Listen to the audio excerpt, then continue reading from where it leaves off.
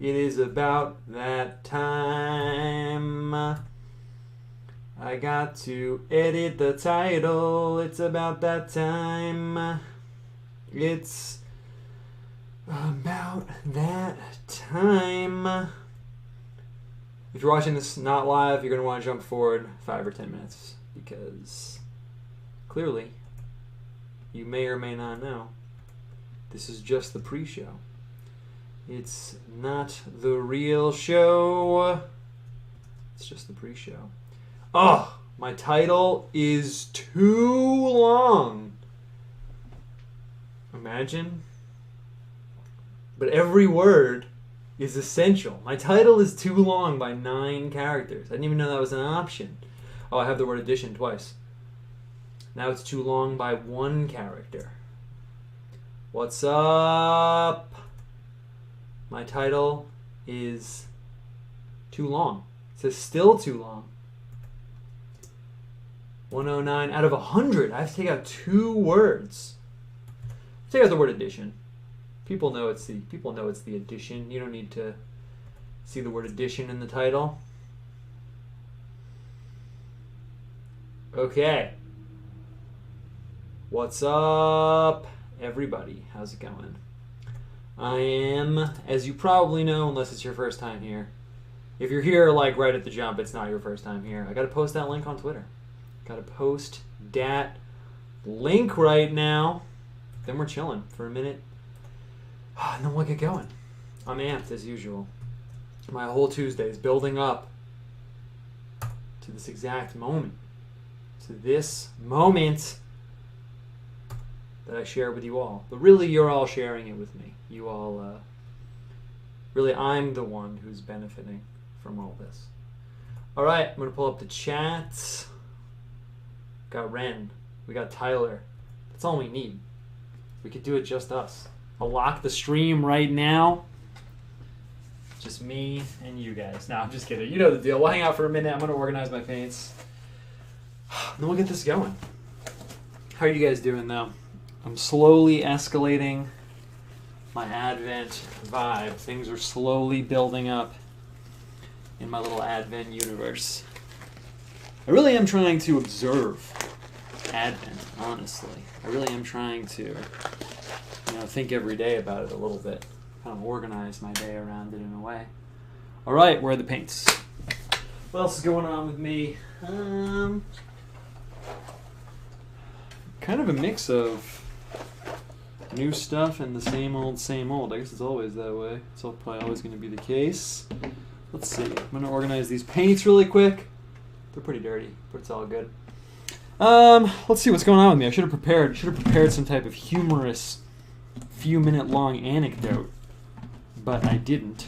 I'm enjoying small-town life in a way, as you probably know, because I talk about it most pre-shows, because it's pretty much the best part of my day every day. I train with my dog, trying to get her used to people, and now people are starting to recognize us, and they stop and they talk to us. And actually, kind of humorous. So, the other day I was walking around. This is a good anecdote. So I was walking around, and this guy's dog came, barreling out of his yard. So, I don't care, whatever. My dog's, kind of tough, honestly. So, whatever. I don't really care. So, this dog comes running out at us, right? And this guy opens the door, and he's like, yeah, he won't bite you. It's fine. I'm like, all right, sure, whatever. And then a few days later, I'm standing in the supermarket parking lot where I often train my dog. And then this guy comes out with this woman, and he's like, hey, I was just talking about you. And I'm like, that's weird, because I've never seen you before in my entire life, random guy. And he's like, yeah, that's my house down there. I saw you the other day with your dog. And I was like, oh, cool. Still kind of weird you were just talking about me, but, whatever. I'll take it. And we're just talking about dogs, some random stuff. But as we're standing there, I noticed that he's wearing... So first thing I noticed is he has a giant knife. Hey, what's up? He has a giant knife. So not in like a creepy way, but he just happens to have this massive knife, right? And I'm like, oh, that's pretty cool. And then I look at his necklace, and he's wearing this giant Mjolnir. In case you don't know what that is, it's like a pagan thing. It's like a big Thor's hammer. So I'm outside in this rural red state environment. I'm talking to this dude who has no shirt on and has just a plaid vest kind of, and he has this huge Mjolnir on. was kind of interesting because I kind of wanted to like breach the topic, you know, not to like convert him to Christianity or anything. I just wanted to be like, oh, so you know. But I was thinking, how do I breach that topic? So what I want to say is like, hey, are you into like weird religion stuff? You know what I mean? Like, I guess I could have said that, but I didn't. So maybe next time I see him. But it was just kind of funny because it was like, you know, I kind of want to be like, hey, you're probably kind of a weirdo also. There's no way you can be that normal if you're walking around with like this 6-inch iron Mjolnir in the middle of this town that we live in the middle of the day. I mean, whatever. Whatever. But it was just funny because I wanted to be like, hey, fellow weirdo. Not exactly the same species of weirdo, but out in the infinite landscape of normalcy, I'll kind of take whatever manifestation of weirdo-ness I can get, honestly. Wow, it's already 7:02. We'll wait a few minutes and then we'll pull the trigger. We'll pull the trigger at like 7:05. I got some stuff I want to go over. And then we'll do this. I thought we'd change it up a little bit. Nothing too crazy, honestly, but I thought, you know, why not mix it up a little bit? I feel like, you know, something about the winter time, the holidays, even though everything's pretty much normal, I guess, right? It kind of feels like downtime. You know, it feels like everyone's kind of coming under this bubble of like the holidays. I know it's like still really early. And like this Christmas downtime, even though it's kind of not existent, I'm kind of working more than ever, honestly. But it feels that way spiritually. So I thought I'd try something a little bit different. Anyway, I'm going to grab some stuff. Isidore said, I tried bloodletting today. Yeah, how was that? I got my blood drawn today, but it wasn't really bloodletting. Doing well, brother. I'm reading the chat. Grandma gave me a blue Advent book. Been reading it every morning since the start of Advent. Really emphasizes Lectio Divina. That's pretty epic, dude. Yeah, I got a bunch of really cool random books. I posted them on Twitter, but I got a bunch of really cool random books at the bookstore recently. I kind of started, this kind of cool, too. I kind of decided, like, I picked up on this vibe a little bit. So, like, my wife really likes shopping for, like, I guess you could call them, like, antiques and stuff like that. I do want to know how bloodletting was, by the way. If you actually did that, I'm really curious. My wife likes, like, antiques and stuff like that. I can't be too specific, but, you know, girls like, you know, fucking, like, sorry, I cursed, whatever. Like, lamps and, you know, couches and just random things that women enjoy. Not that I'm complaining. I like it. So I go to these places with her, you know, and I see these old books. I posted about this on Twitter so many times, but just my thoughts about it, you know. And I kind of picked up on this vibe of, like, you know, I should probably start, like, collecting some of this stuff in a way, because, like, some of the older books on, like, history, you kind of get, like, a perspective from them where it's, like, people aren't writing books like this anymore, or it's not as popular, or, you know, it's written from this, like, perspective that is very, I want to think what word I want to use very specifically. Like, I find these books, like, if I find a book about the Crusades or something from, like, 1905, you can imagine. It's not taking, like, an equivocal perspective, nuanced, taking into account everyone's... It's like, yo, the Crusades were epic, basically. So whether or not you agree, I mean, if you're here, you probably agree. But it's kind of cool finding these old books, and just in general on a variety of topics. And I'm like, wow, this is, like, not really going to be the vibe for people publishing books in the future. So it's kind of like, man, I should buy these and pick some of them up. But I don't have that much room in my house. And finally I hit this wall. I'll show the books really quick. You might have seen them on Twitter, and then we'll pull the trigger on the show. We started a minute late, but I got the books right over here. So I finally hit a wall. So I hadn't really been doing it. You know, I'll get books if I think I'm going to read them, but I haven't really just been getting, like, random books with the interest of, like, having them around, you know. But I hit this wall because I was like, man, these are dope. So I tried to get things where pretty soon they'll be 100 years old. That was kind of my goal.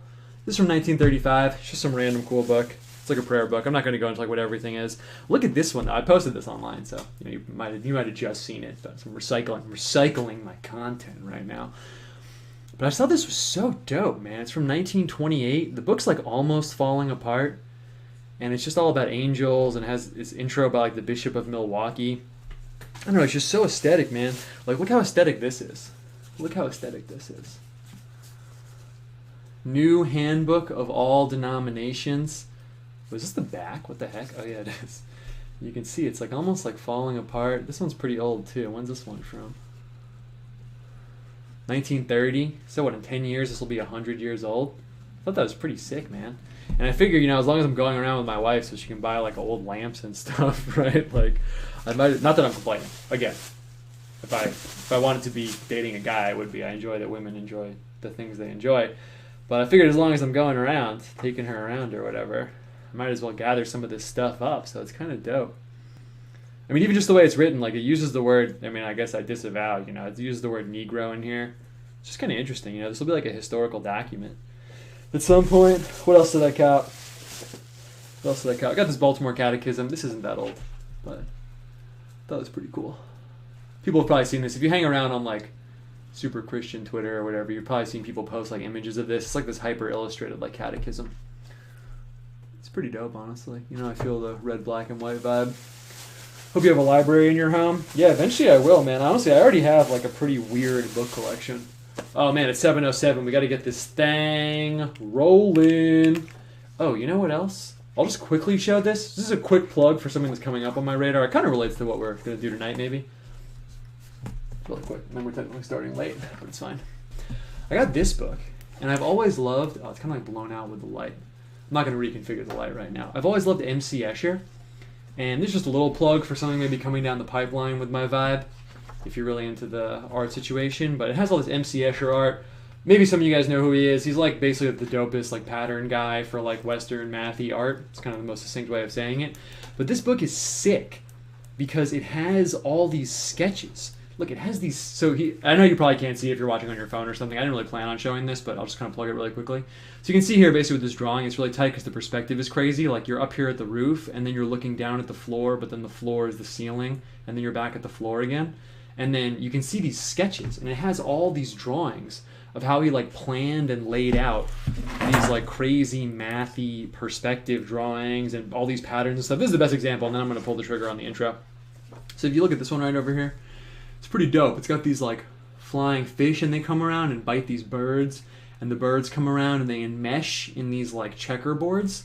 But over here you can see, I'm going to cover the light a little bit, with the pencil drawings, it shows how he like planned it out. And again, I didn't plan on showing this. This always happens with the show. I like don't have the light configured to show it. But you can see it's crazy. You can see the actual underlying structure he lays out of the drawings. So this is something I'm gonna like crack out on pretty hard. It kind of relates a little bit to what we're gonna be doing. Not really, but so that was pretty cool. Someone asked me if I read Godel Escherbach. No, I read his other book though. It's called I'm a Strange Loop. We can talk about that if you want. But it's time. Now we're officially a minute or two late. That means I gotta find the button. I'm pushing the button. It is that time. Let's do it.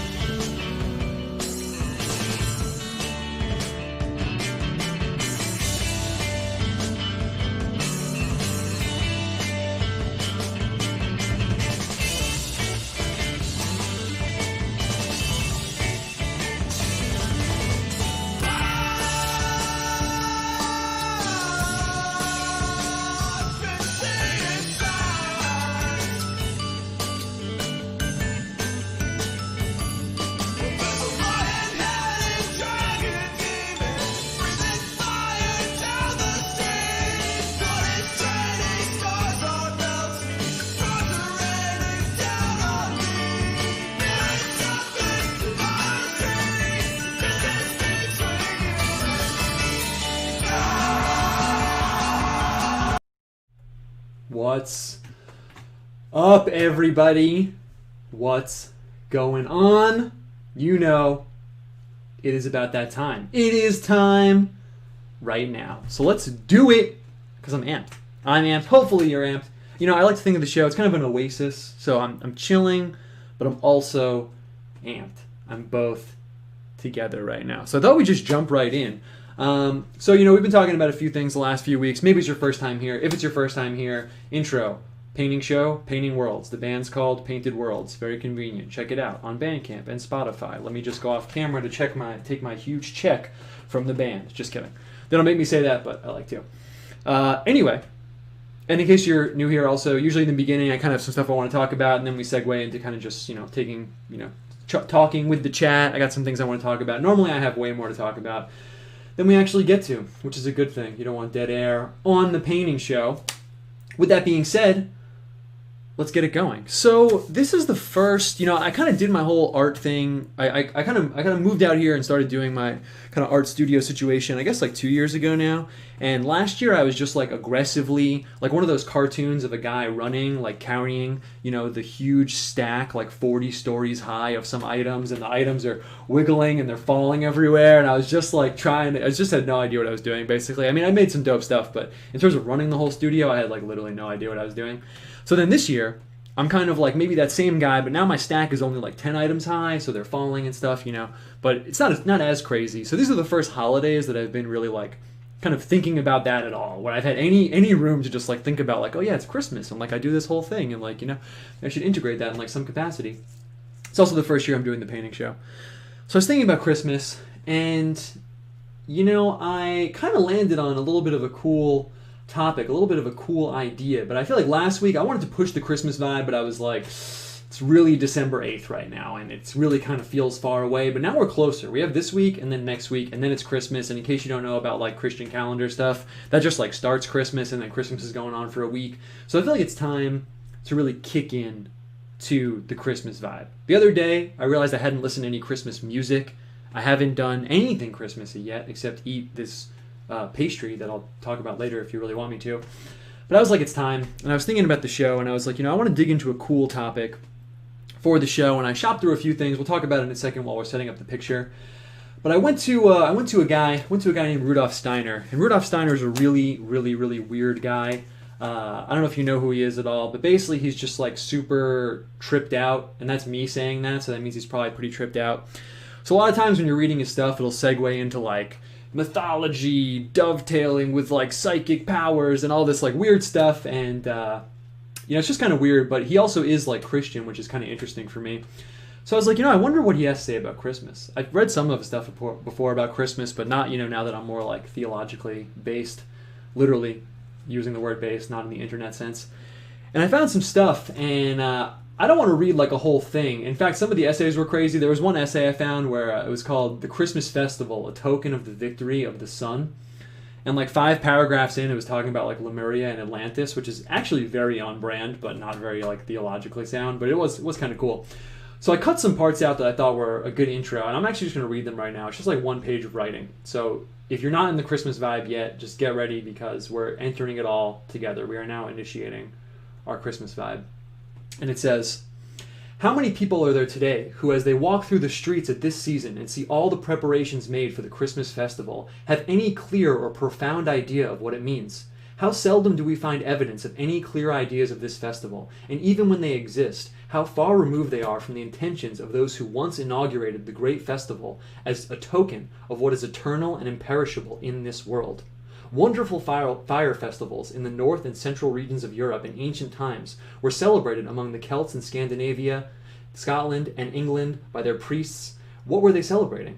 They were celebrating the time when winter draws to its close and spring begins. It is quite true that Christmas falls while it is still winter, but nature is already heralding a victory which can be a token of hope in anticipation of the victory that will come in spring, a token of confidence, of hope, of faith, to use the words which are connected in nearly every language with the festival of Christmas. There is a confidence that the sun, again in its ascendant, will be victorious over the opposing powers of nature.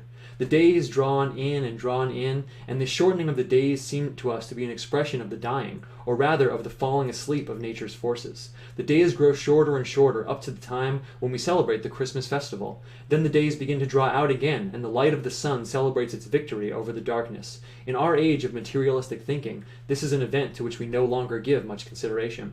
I was thinking about that because I was thinking about how, Christmas falls right near the winter solstice, and not in like a kind of lame, like pagan-y, new agey way of like, oh, that's why it's then, that's the only reason why it exists. But I do think there is kind of like an interesting, like deeper significance to that we can like talk about from like a theological perspective. Anyway, there's just a little bit more. "In olden times it seemed to men in whom the living feeling was united with wisdom to be an expression of an experience of God himself, the God by whom their lives were guided. The solstice was a personal experience of a higher being, as personal experience as when some momentous event forces a man to come to a vital decision. And it was even more than this. The waxing and waning of the days was not only an expression of an event in the life of a higher being, but a token of something greater still, of something momentous and unique. This brings us to the true meaning of Christmas as a festival of the very highest order in cosmic and human life. In the days when genuine teaching was not disavowed as it is today by materialistic thought, but was the very wellspring of the life of the people, the Christmas festival was a kind of memorial, a token of remembrance of the greatest happening on earth. If the glory, the revelation of the divine harmony in the heavenly heights is a real experience within us, and if we know that this harmony will one day resound from our own souls, then we can also feel what will be brought about in humanity itself by this harmony, peace among men of good will. These are the two thoughts, or better, the two feelings which arise at Christmastide, when at this great vista of the divine ordering of the world, of the revelation, of the glory of the heavens, we think of the future lying before mankind. We have a premonition even now of that harmony which in the future will reign in those who know that the more abundantly the harmony of the cosmos fills the soul, the more peace and concord there will be upon the earth. The great ideal of peace stands there before us when at Christmas we contemplate the course of the sun. And when we think about the victory of the sun over the darkness during these days of the festival, there is born in us an unshakable conviction which makes our own evolving soul akin to the harmony of the cosmos. Light over the darkness has always been commemorated.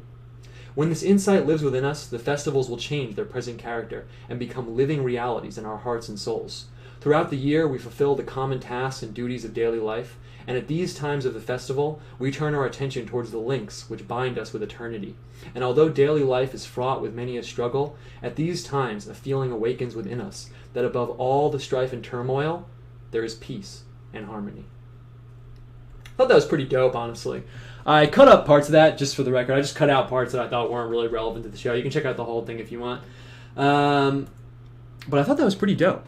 And even though he's a little bit too tripped out, he came along at a time, kind of like with Timothy Leary, where he had no idea of why psychedelics were bad because of the time he came along. And I feel like Rudolf Steiner kind of came along and was like, oh man, all this new agey stuff is kind of dank actually.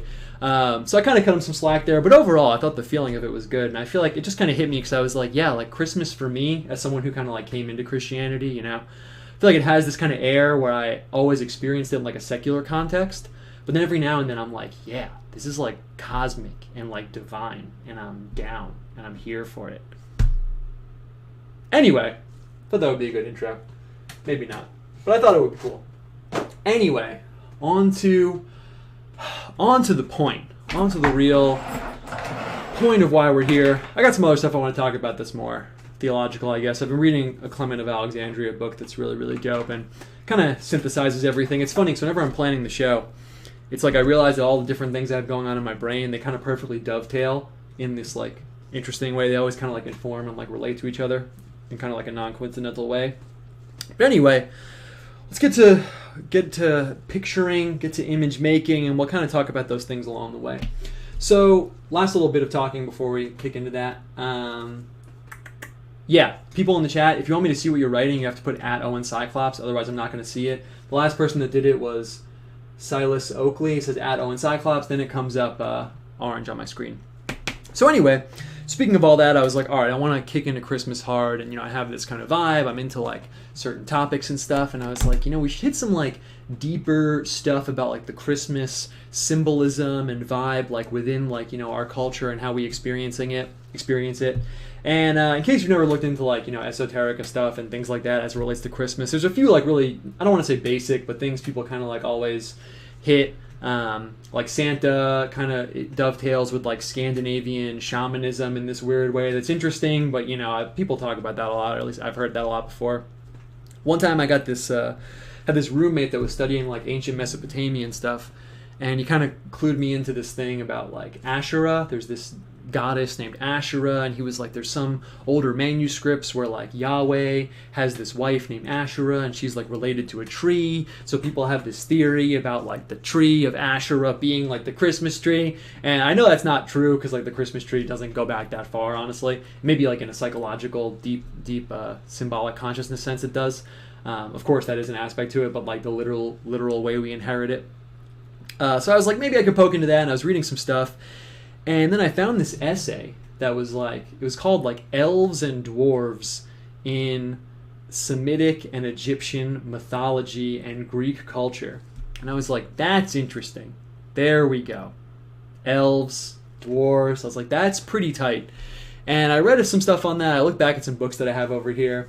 And I was like, that's a really interesting, like, psychological, mythological thing. How we have these elves, and it kind of fits in with different aspects of, like, archetypal symbolism and all that stuff. And finally, where I'm going with all this is I found the sort of pinnacle. I was going through some stuff, and I found this essay that was all about, like, how these sort of elf-like creatures in Greek culture relate to them transitioning from their folk beliefs into Greek orthodoxy. And I was reading and I was thinking about all this stuff, and I was like, I always get too, like, heady and, like, informational with it. But I thought it would be kind of tight to do some stuff about that, about sort of like the symbolism of elves and how it fits in with all these other weirder things. And it also fits in with something else I want to do. So I'm obviously not just going to paint like a bunch of elves in a landscape. We're not really going to take it that far. So the other thing I've been thinking about, so I'll last run through like a few unrelated topics, but am I going to find the center here? No. So you notice I have my compass out. And behind the scenes, I've posted about it on Patreon a little bit, but for a variety of other reasons, I don't want this whole intro to be like a few hours long or anything, but I've really been thinking a little bit more about like order and pattern and symmetry and how it relates to sort of the ordering of nature and the ordering of the visual world and things like that. And it really was a big part of my work a long time ago, but I haven't really been delving into that world too hard. So I thought we could do that a little bit too. So I kind of just wanted to do like a little symmetrical geometry situation with those themes in mind and see what happens. Sometimes we're on the spectrum on the other end where I pick like a Bible section and we go really hard into that, but tonight I thought we would maybe just freeform it a little bit more, because I think I know how I want this to turn out, and I do have some things I want to talk about that relate to this. I'm not just rambling about like generic topics, but I thought we could just sort of go down that road. So I'm going to sort of jump in and out of talking about the picture and these themes that I like want to discuss with you guys. There is one thing in particular I really want to hit that relates to all that. Anyway, though, so I'm letting you into my mind where I'm thinking about the picture. It's kind of the whole point of the show, is letting you guys into sort of the creative process, or really I should say talking about, the creative process. Not that I have some like crazy insight into it, but it's cool to talk about and unfold with you guys together.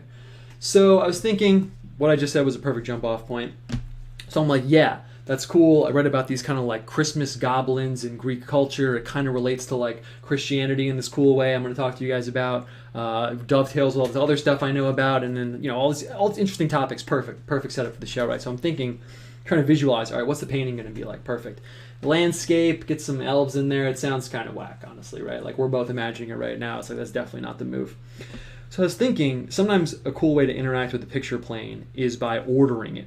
And I feel like the compass, when I use it as a tool with the ruler, what I'm kind of doing is, instead of stepping into this it's almost like instead of stepping into this blank, kind of infinite, almost like, to speak poetically, like watery space where things are just kind of floating, and like, is it a window? Is it a page in a manuscript? Like, what's going on? The compass and the ruler, part of the reason why they actually have like significance in different, cultural mythologies and even like, secret society stuff, not that we're taking it there right now, but it's because it's like an ordering principle. So that's kind of what we're going to do right now, actually. Nothing too like crazy esoteric, but what I wanted to do is, I think we did this once on a super early show, but that was when I had bad lighting and stuff, and I just want to see what we can kind of do freeform style. So basically the principle that I'm going to be using right now to lay this out is that there's a basic principle of space. And if you've been watching the show and you're like, man, like all the painting stuff is tight, but like I can't draw. Like sometimes people hit me up, sometimes people DM me and they're like, yeah, I want to do stuff like this, but I know I can't draw. First of all, you can learn how to draw, but let's just say that you're like, you gave up on that because you don't believe in yourself. So you said, all right, I know I can't draw, you can pick up a compass and a ruler and go really hard on making some really cool stuff that would definitely really impress people. So being able to draw is not really a condition of it. Although, of course, you can learn how to draw. I'm just going to throw that out there. So what I did was I threw this line down here. So I have this circle, right? And none of the stuff that we're going to do involves any like math or anything like that. It's all just based around like generating information.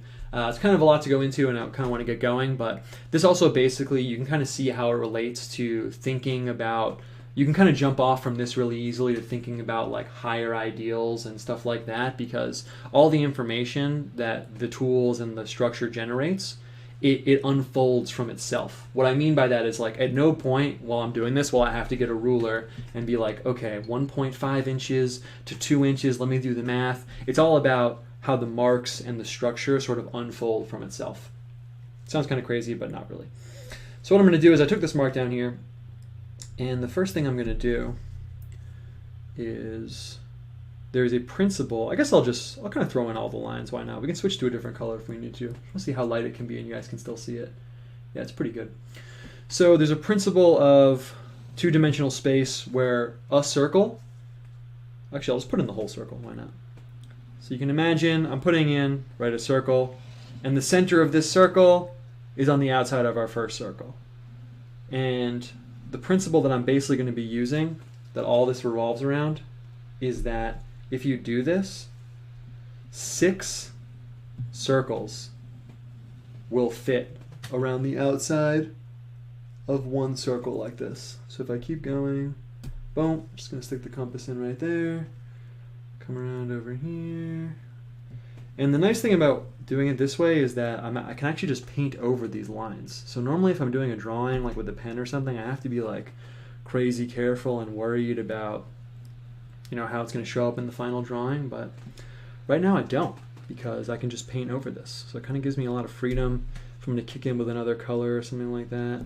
And you can see already it's not perfect, but it doesn't really matter for our purposes. If I was making like a building or something, it would be kind of a huge deal. You can't even really see it. These 2 points don't perfectly line up, but like I said, for our purposes, it's fine. And I think I'm going to actually go a little harder because I want to talk about some stuff and it'll be perfect to do while I'm talking. So what I'm going to do right now, so we got these 6 points, so you can see actually, I'll just do it really quick. Boom. So now with this ruler, dun, dun, dun, dun, I can come around and connect these points and make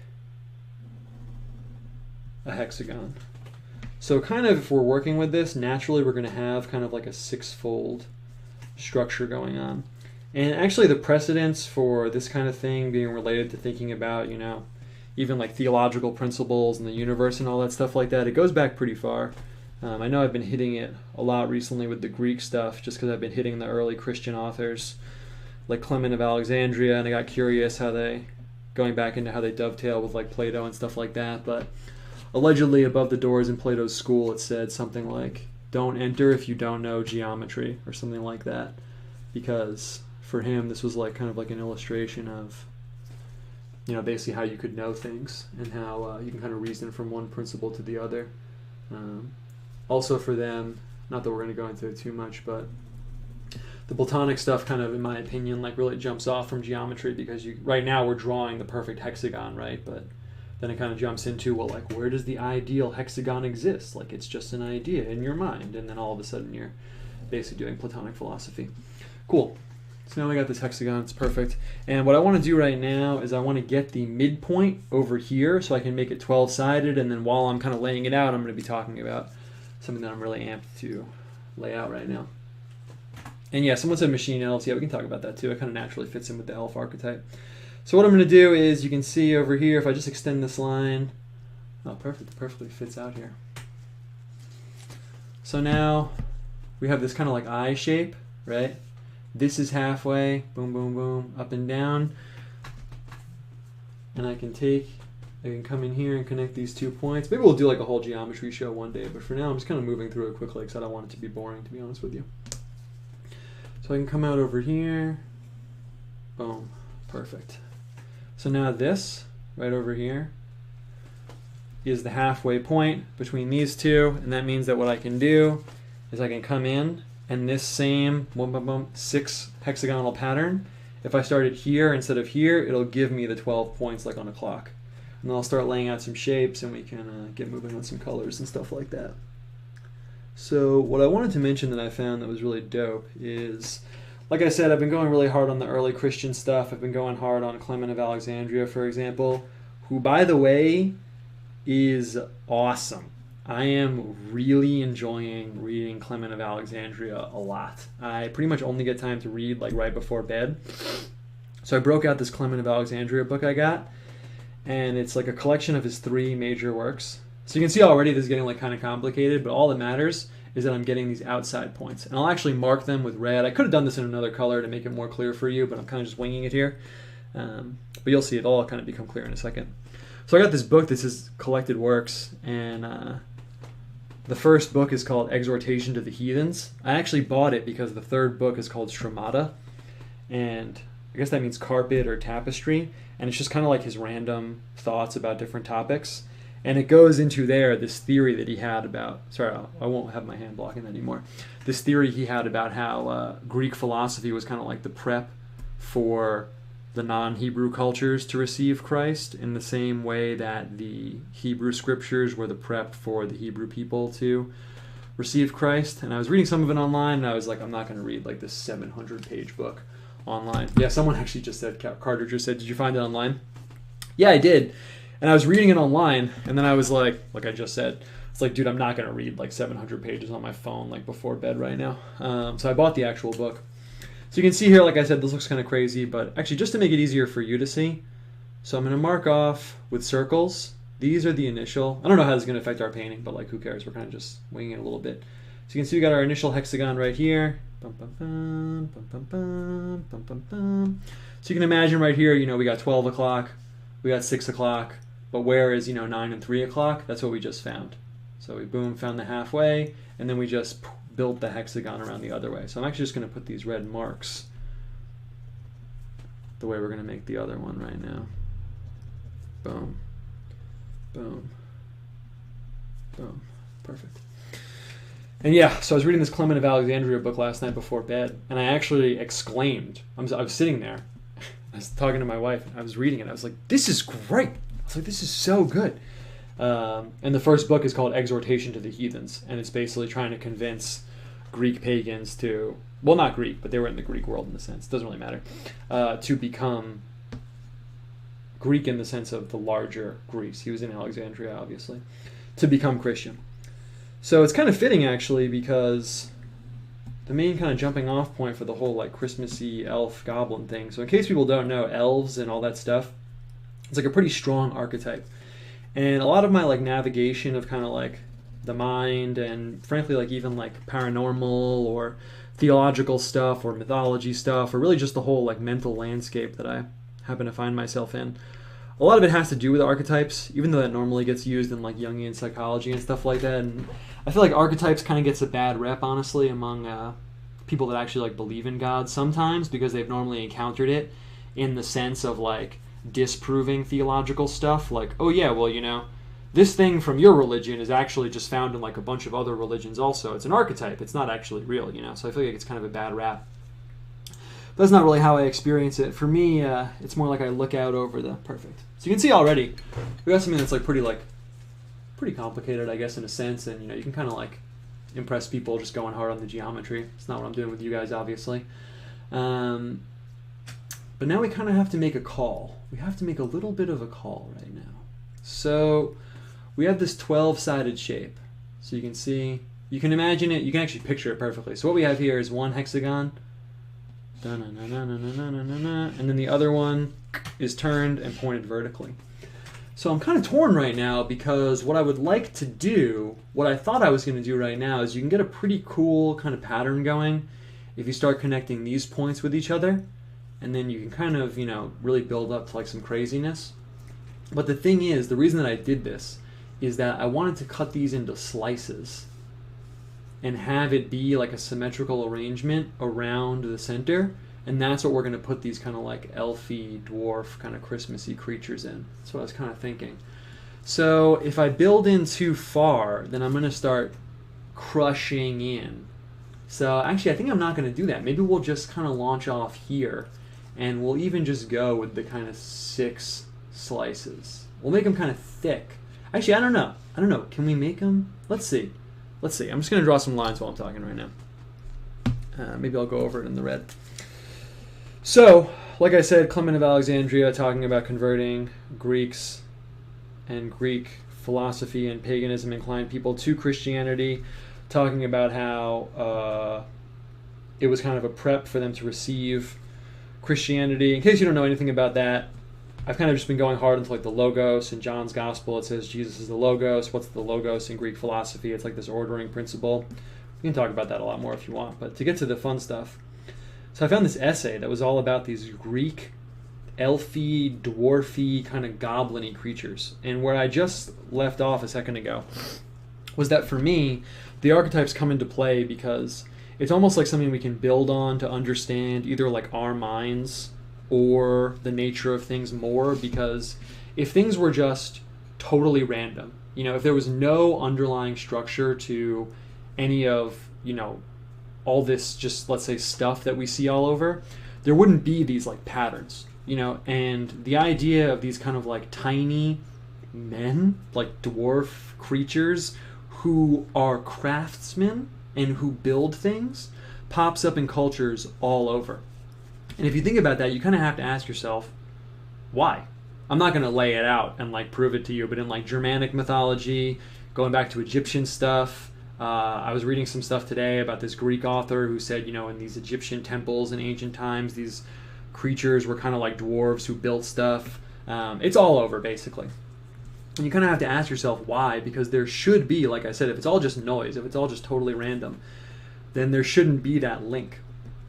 And I just think it's so interesting to try and explain why. And people kind of explain it in all different ways, especially if you're going into like people that are a little tripped out or more mystically inclined. Sometimes you get people who say, well, yeah, that's because it's real. That's because it's real. You see all those creatures in different cultures because they're actually literally real. And that's one explanation. I definitely entertain it for sure. But, so let's see. Now I have to make a call. I have to make another call right now because what I'm thinking of, should I grab a pencil? What I'm thinking of is I have two options right now. I can cut it into these kind of slices and have it be 12 slices. So you can see if I cut it along these meeting points, it'll be 12 slices. Or I can cut it out here and make it 6 slices. I feel like 6 is way too big. What I'm kind of planning on, can you see up here? No, you can't. What I'm kind of planning on is, let me just grab a piece of paper. Cool. What I'm kind of planning on is we'll get these slices and then we'll fit these figures in. I don't know how they'll be posed. I thought we would kind of wing it a little bit. But we'll fit these figures like into the slices and it'll kind of be this like kaleidoscopic thing. And I thought that would be dope because then they could be different or similar. I thought that would be kind of a cool like setup. Yeah, Arthur Fleck said in Native American stuff they have the same thing. What does it say? Little people who are elemental spirits. Yeah, they're often associated with the earth. They often live underground. So like I said, you kind of have to ask yourself why. I think I'm going to go for the 12. Let's just go for it. Cool. This will be one of those like 60 miles an hour episodes where we kind of just see what happens. Ooh,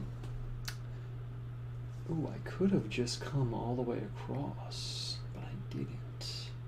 Okay, cool. So yeah, so some people will say, well, yeah, it's because they're real. Literally, that's why. Those things come up in all different cultures because they actually exist.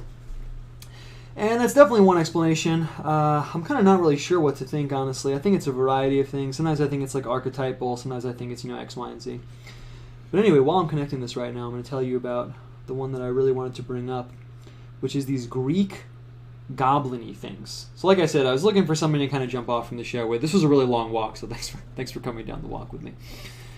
But I found these Greek things, and when I was doing like research into this a really long time ago, I found these things, but I didn't really care about them because at the time my religious and spiritual investigation kind of like precluded Christianity or just didn't really care about it.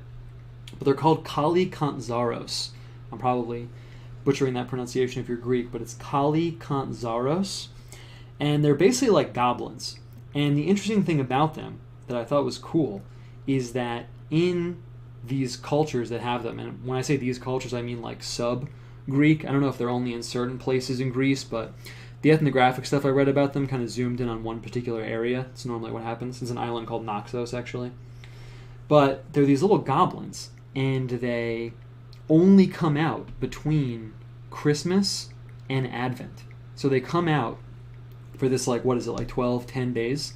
And that's it. And there's this like cultural belief in them that they come out and basically do things between Christmas and Advent. So I thought that was kind of interesting because it's kind of like elves in a way, But the cool thing is that the main thing I read about them, in case you don't know what ethnographic means, it means like studying people.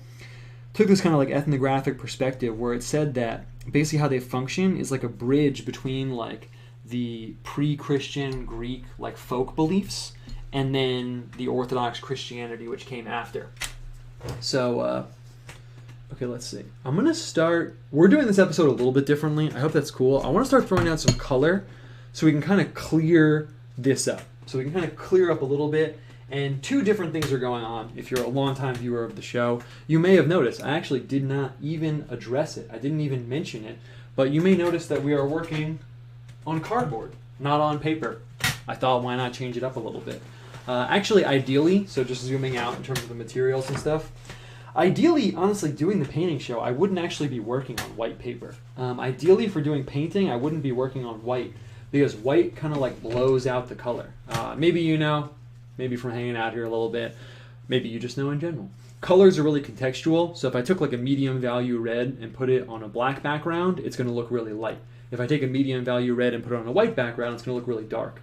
So that matters for painting, but it especially matters because if the whole background's white, when I first paint in a little medium value green, it's going to look really dark. And then by the time I fill in everything else, you may have even noticed this happen on the show. I used to mention it sometimes at the end. But when you finally fill in that last area of white, you can literally feel it like shh, and the whole thing kind of coheses and all the colors like establish their final relationship with one another. So it's actually not really ideal because then as you're working along, you have to basically know what your colors are, which I kind of do. I work in kind of like a medieval setup in the sense that I know what the colors look like when they dry and I'm deploying them in that way. But if I was painting like a girl, you know, laying in the sun and I wanted to get the light right with a tree and a shadow and stuff, it would be really, really, really unideal. You really want to work on a background that's actually this color. This is actually perfect. And people, painters, especially when cardboard was easily available, actually worked on cardboard. If you go to a museum and go to the Impressionism section, sometimes if you look at the materials, you'll actually have paintings that are in the museum on cardboard, especially an artist named Toulouse-Lautrec. It's kind of the perfect medium because you can just grab this. It's toned. It's a nice brown. Normally it's kind of a warm color. Normally there's little like speckles or accidents in the cardboard that kind of make it interesting to look at already. And boom, you can just work on here. So it's kind of funny because this stuff, which will degrade eventually, is actually like a really, really, really ideal painting material. Anyway, also what I want to do right now is I kind of want to work with a little bit more transparency than we normally do, which we never do. So let's just, let's do it.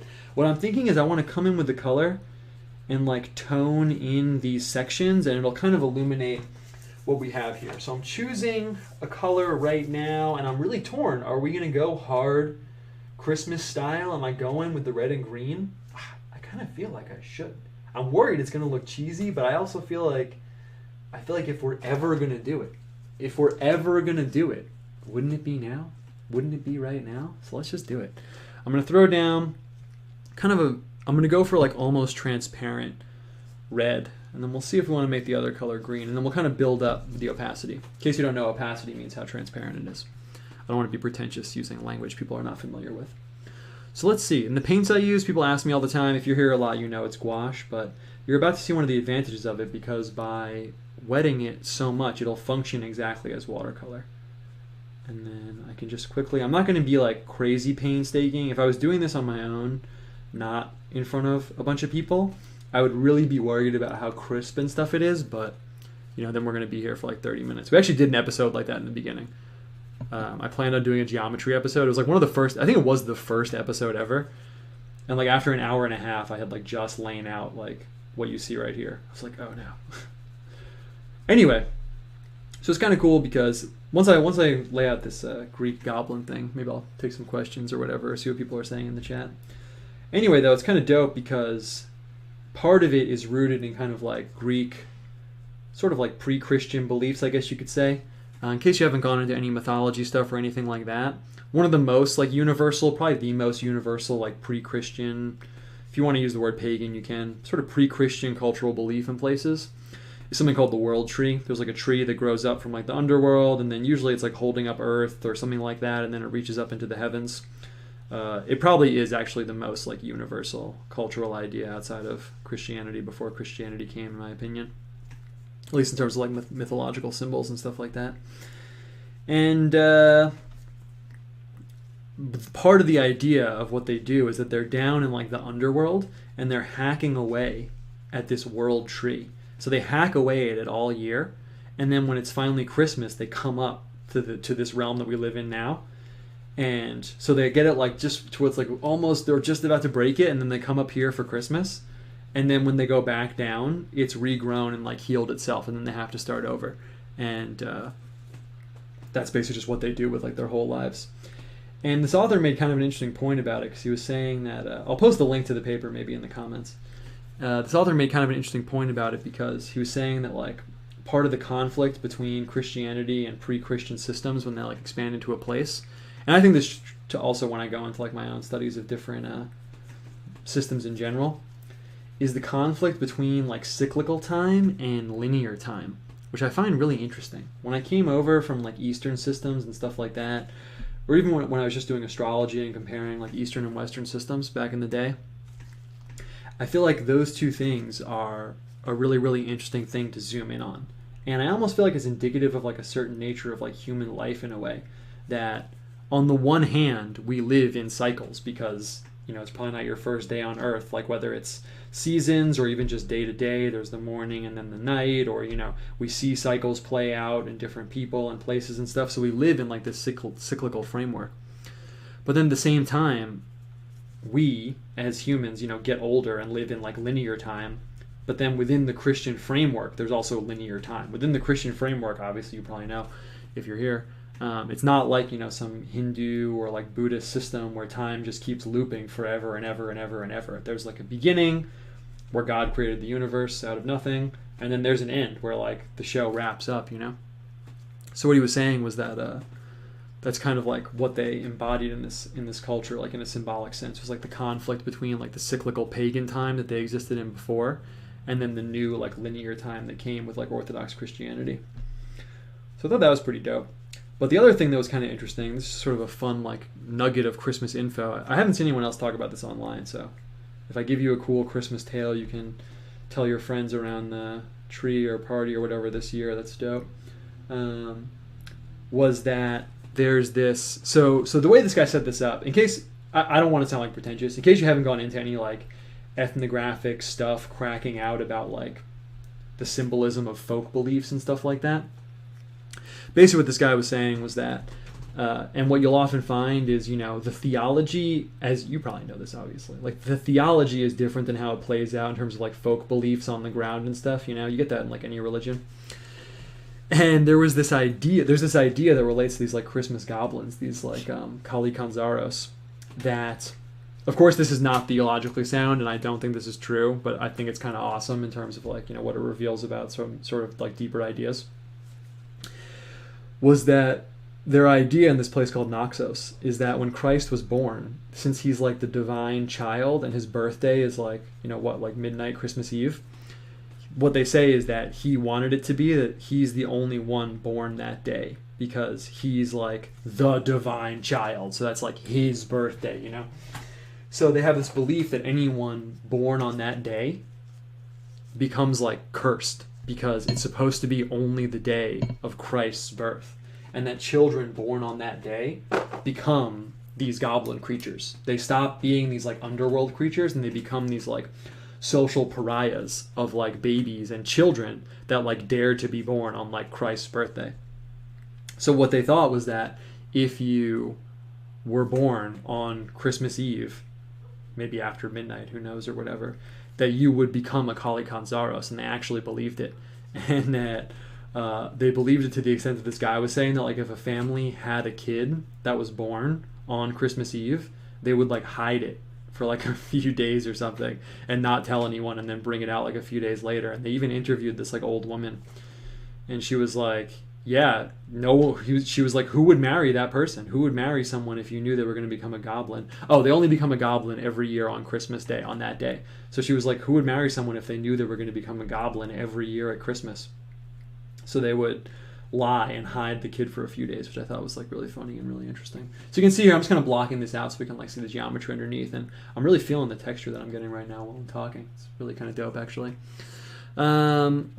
So I thought that was pretty cool. And what the guy was saying was that, you know, these ethnographers, they always kind of like have to interpret things in like a what cultural function does this serve? Since what he was saying was that basically like it kind of served to elevate like the primacy of Christ from this like pagan system, that like almost to such an absurd extent that like his birthday could only be his birthday.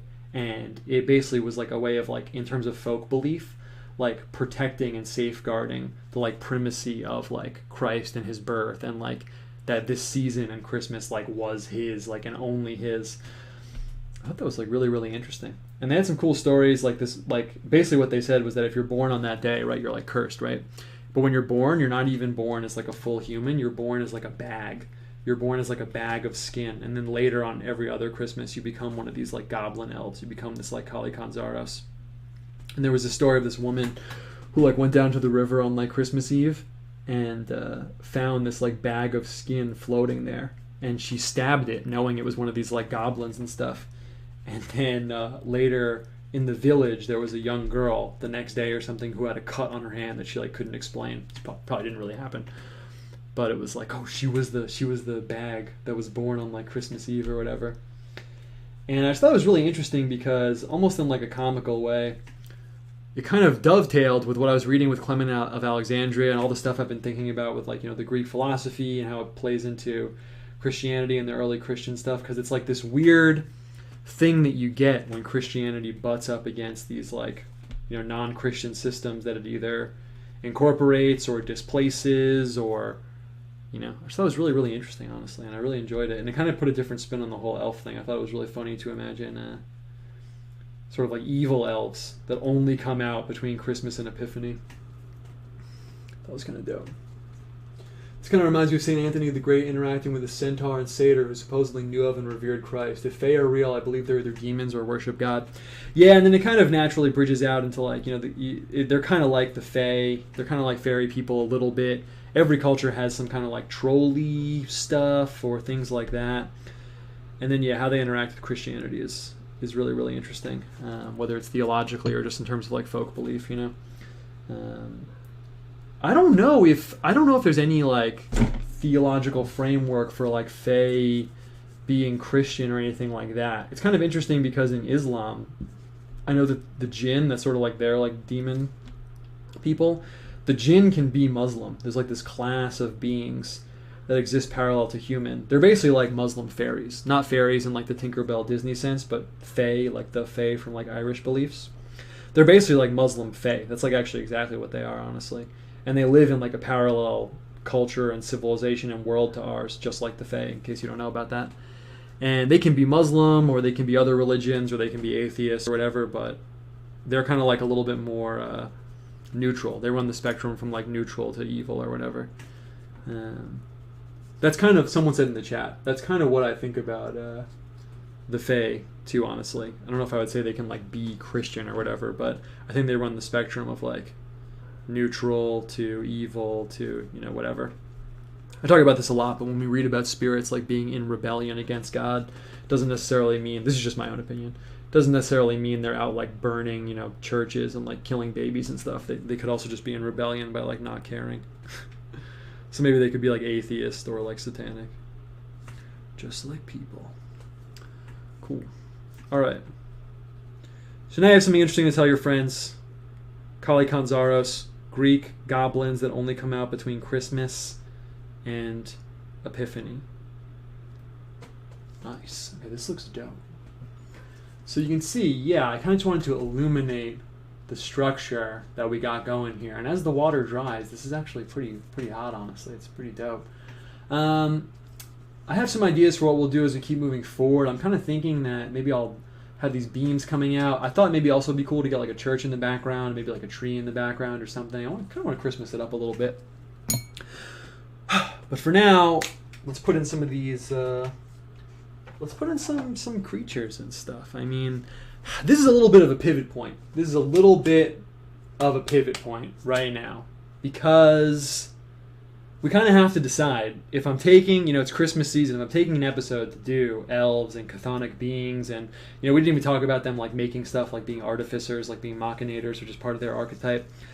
Am I painting in like elves am I going with this kind of Greek goblin-y thing? I mean, that's pretty dope, honestly. Maybe I'll make them alternating. I was kind of thinking of that too, honestly. What I am thinking is I'll make them, maybe I'll start with them alternating. So I'll fill in these green ones with these figures kind of facing to the left. It's actually fitting I brought out the MC Escher book because that's a little bit like what we'll get going right now. And let's see. How do we want to lay these out?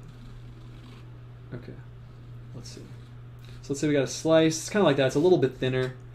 And let's do like half kind of darker ones and half kind of like lighter ones. Speaking of, you know, can they be Christian? Can they be evil or whatever?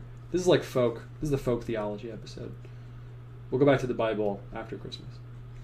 So I kind of like them like lurking. I kind of like their like lurkiness.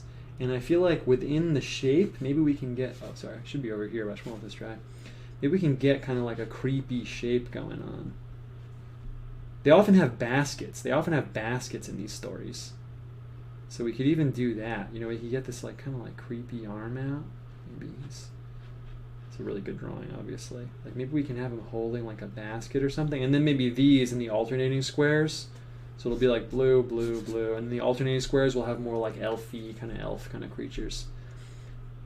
And they have red eyes. They're supposed to have like beards too. That's enough. That's enough. Let's do it like that. Okay. And the question is, should I lay him in black? Black is so not Christmassy, but maybe we're diving deeper into that aspect of it. Let's do black. And I was also thinking of putting a sun in the middle. So let's see. But I'm going to lay out black, actually, because that kind of naturally segues me into the next thing I wanted to talk about.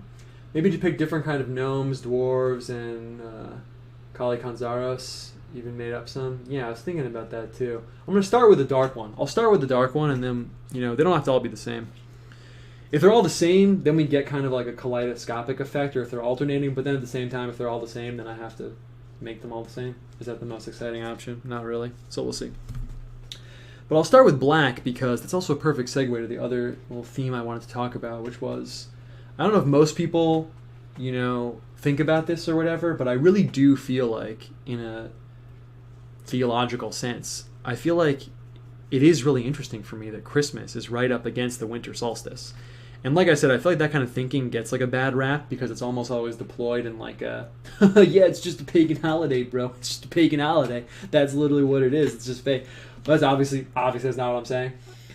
I think it's actually coming from the other end. I think that, you know, God like planned the universe like to some extent, right? And I think it makes sense, and it's oddly, not oddly, maybe it makes perfect sense, but it's oddly fitting in a way that the winter solstice, which is the darkest night of the year, is always like right before Christmas. I think that's really, really awesome. Okay, so I'm just going to go for it and kind of paint in one of these like dark, weird creatures. This will be like the darkest one. We'll kind of make this guy like a little evil. Because there is like an evil element. There's like a creepy kind of evil element to the creatures I just described. So I got this little dude over here. I'm kind of going to go with the shape I just used. I'll have it coming down on the back. His weird little body. And then we'll have his legs. I should paint in the sun in the middle, but I'm not. And I kind of want it just to be like a little free-flowing. I want it to be free-flowing, but not too like loose. Like not fuzzy. Crisp, but free-flowing is the vibe that I'm going for. And they're kind of like goblin elves.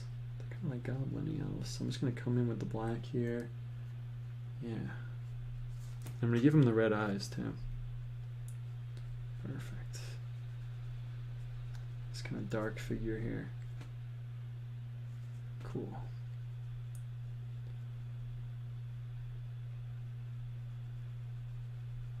And I'm honestly, my intuition is telling me, you know what my intuition is telling me?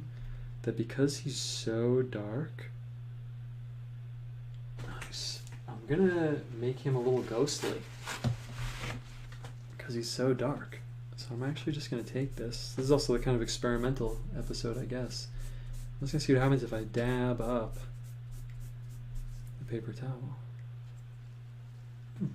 Didn't really do much of anything. Cool. Cool. Maybe I'll outline him. That's what I'll do. I'm going to outline him. Maybe in red. Cool. And I want like a little bit of order. I don't want to make them all the same, but I want some level of order. So you know what I'm going to do? I'm going to paint the other one on the other side here. It's perfect, actually. So they'll be opposite each other. And we'll do like opposing pairs. Maybe we'll get like an angel in here or something too. We'll see how it turns out. If it's whack, then it's whack. But I think it'll actually be cool once all is said and done.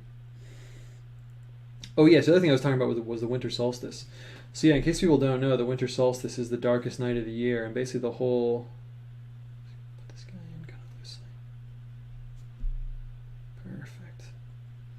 The whole structure of the year is that you have the summer solstice and the winter solstice. The summer solstice is the longest day of the year. Winter solstice is the shortest day of the year. And they trade off. They're fading into each other. And in between those is the equinoxes. I'm not going to say in case you don't know before literally everything I say for the whole episode, but equinox is literally equal night, equinox, because you have equal night and equal day on the equinox, because it's exactly between the summer solstice and the winter solstice. Nice. It's actually kind of dope. Man, it looks so dope. I kind of want to throw in all the other ones to get the pattern going. I think I'm going to. Let's do it. So yeah, basically So we'll throw in these dark kind of the Greek sort of like evil dwarfy elfy creatures, and then we'll throw in like the positive ones on the outside. I could even throw in angels, and then actually that would kind of get us out of the cheesy elf territory, because then they would kind of read as like evil and good spirits just generically. Maybe we'll do that. Not that I'm worried about painting an elf, but I just, I have a certain tough guy facade. Just kidding, kind of. Anyway, yeah, so in case people don't know, that's a really good structure to think about the sort of like spiritual structure of the year. And again, like people, frankly, like don't usually go into this kind of thing, I feel like, because it kind of reeks of that like new agey vibe. But my vibe is like I don't really let them colonize like actually cool things. And if God like laid out the structure of the year, then like why would I not sort of read deeper into that? It's kind of just my energy about it. So yeah, and along that route, you can actually literally draw it out if you want. If you had 12 o'clock and, oh, this is perfect, you had 12 o'clock and 9 o'clock and 3 o'clock. Let's say you have most night, most day, equal, and we go between them. So it's winter, you're right here, that means, and boom, you're about to be at most night. But it's an interesting spiritual paradox, because once you hit that node of the maximum level of night, that's also when day starts to be growing. So you hit the winter solstice. Sorry if you know this already, but people that don't know might find it interesting. You hit the winter solstice, right? Darkest night, and now we're going more day. Now it's equal. More day. Now we're at the summer solstice. Maximum day, but now night starts to gain the edge. And now we get more night. Boom, now it's equal. We're in autumn equinox. And then more night. Boom, winter solstice. So it's kind of cool spiritually, because at that node of the maximum level of night, when night has the maximum level of power, when night's at its height, that's when day starts to take the edge. So it's an interesting paradox, because it's not like, oh, it's the winter solstice, it's the darkest night of the year. It's like a sad, like dark thing, because that's the moment. The darkest night is the moment that the day starts to come around again, that you get that first hint of release from the night. So it's interesting in terms of like, that's when we celebrate the incarnation, basically, right? That's when we celebrate the birth of Christ. So it's kind of interesting, because that's that moment in the year where it starts to turn over into spring, where it's like, oh, night's not going to keep growing. Night's not going to keep gaining the edge, actually. Now we're turning over, and now we're like looking forward to spring. So, I mean, how could you not like read into that like to some extent? Okay, I got a lot of comments. Let's see. All this talk about the Fae and Goblins has me thinking about your old DMT thread. Yeah, I know. I got to make that into a comic, honestly. I really want to do that, actually. My birthday right near the winter solstice is coming soon. Epic. But if you're born on Christmas Eve on that Greek island, that means that you are one of the goblins we discussed. And then I have to ban you from the chat. Just kidding. Thoughts on Jupiter-Saturn solstice conjunction? I'm breaking out a telescope to see it. Yo, that is awesome that you're breaking out a telescope. It's pretty interesting. Was it last week? Someone was talking about somewhere that almost never happens, right? And it happened like hundreds of years ago. I think the last time it happened was like 800 years ago. But yeah, Jupiter-Saturn conjunction. It's pretty awesome, man. It's pretty cool. I don't really go so hard on the I mean, don't get me wrong. It's awesome that you have a telescope and you're breaking out to see it. And if we were hanging out, I would definitely get like super jazzed about it. In terms of spiritual significance, I'm still a little burned from like my hardcore astrology days to like incorporate that into my like day-to-day vibe. But I mean, it is interesting. I mean, it's the birth of Christ the King, right? And then Jupiter and Saturn are the two kings in mythology, right? Jupiter is like the regal royal king who like rules now, kind of like Zeus status, right? Not now, obviously, but I'm saying like within the mythological framework. The like rules now, and then Saturn is like the ancient ruler. Usually we think of Saturn as like the god of time and like Kronos, but in my opinion that association comes from the fact that Saturn is really like the king and the god who like within that system ruled over like the golden age of like the incalculable past. In Greek mythology there's like an ancient like golden age, right? And that's what Saturn ruled over. So it's kind of cool because you have like the ancient king and like the new king like uniting on like the birth of like the actual theological king. So symbolically it's definitely pretty awesome.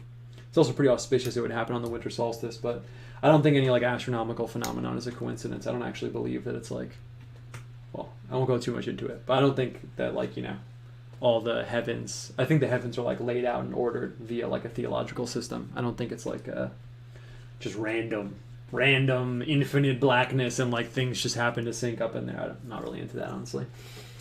Well, that's dope. Thank you. The solstice makes sense with Judea in the northern hemisphere, but it's sad that we get summer solstice during Christmas down here in this hemisphere. We lose some of the symbology.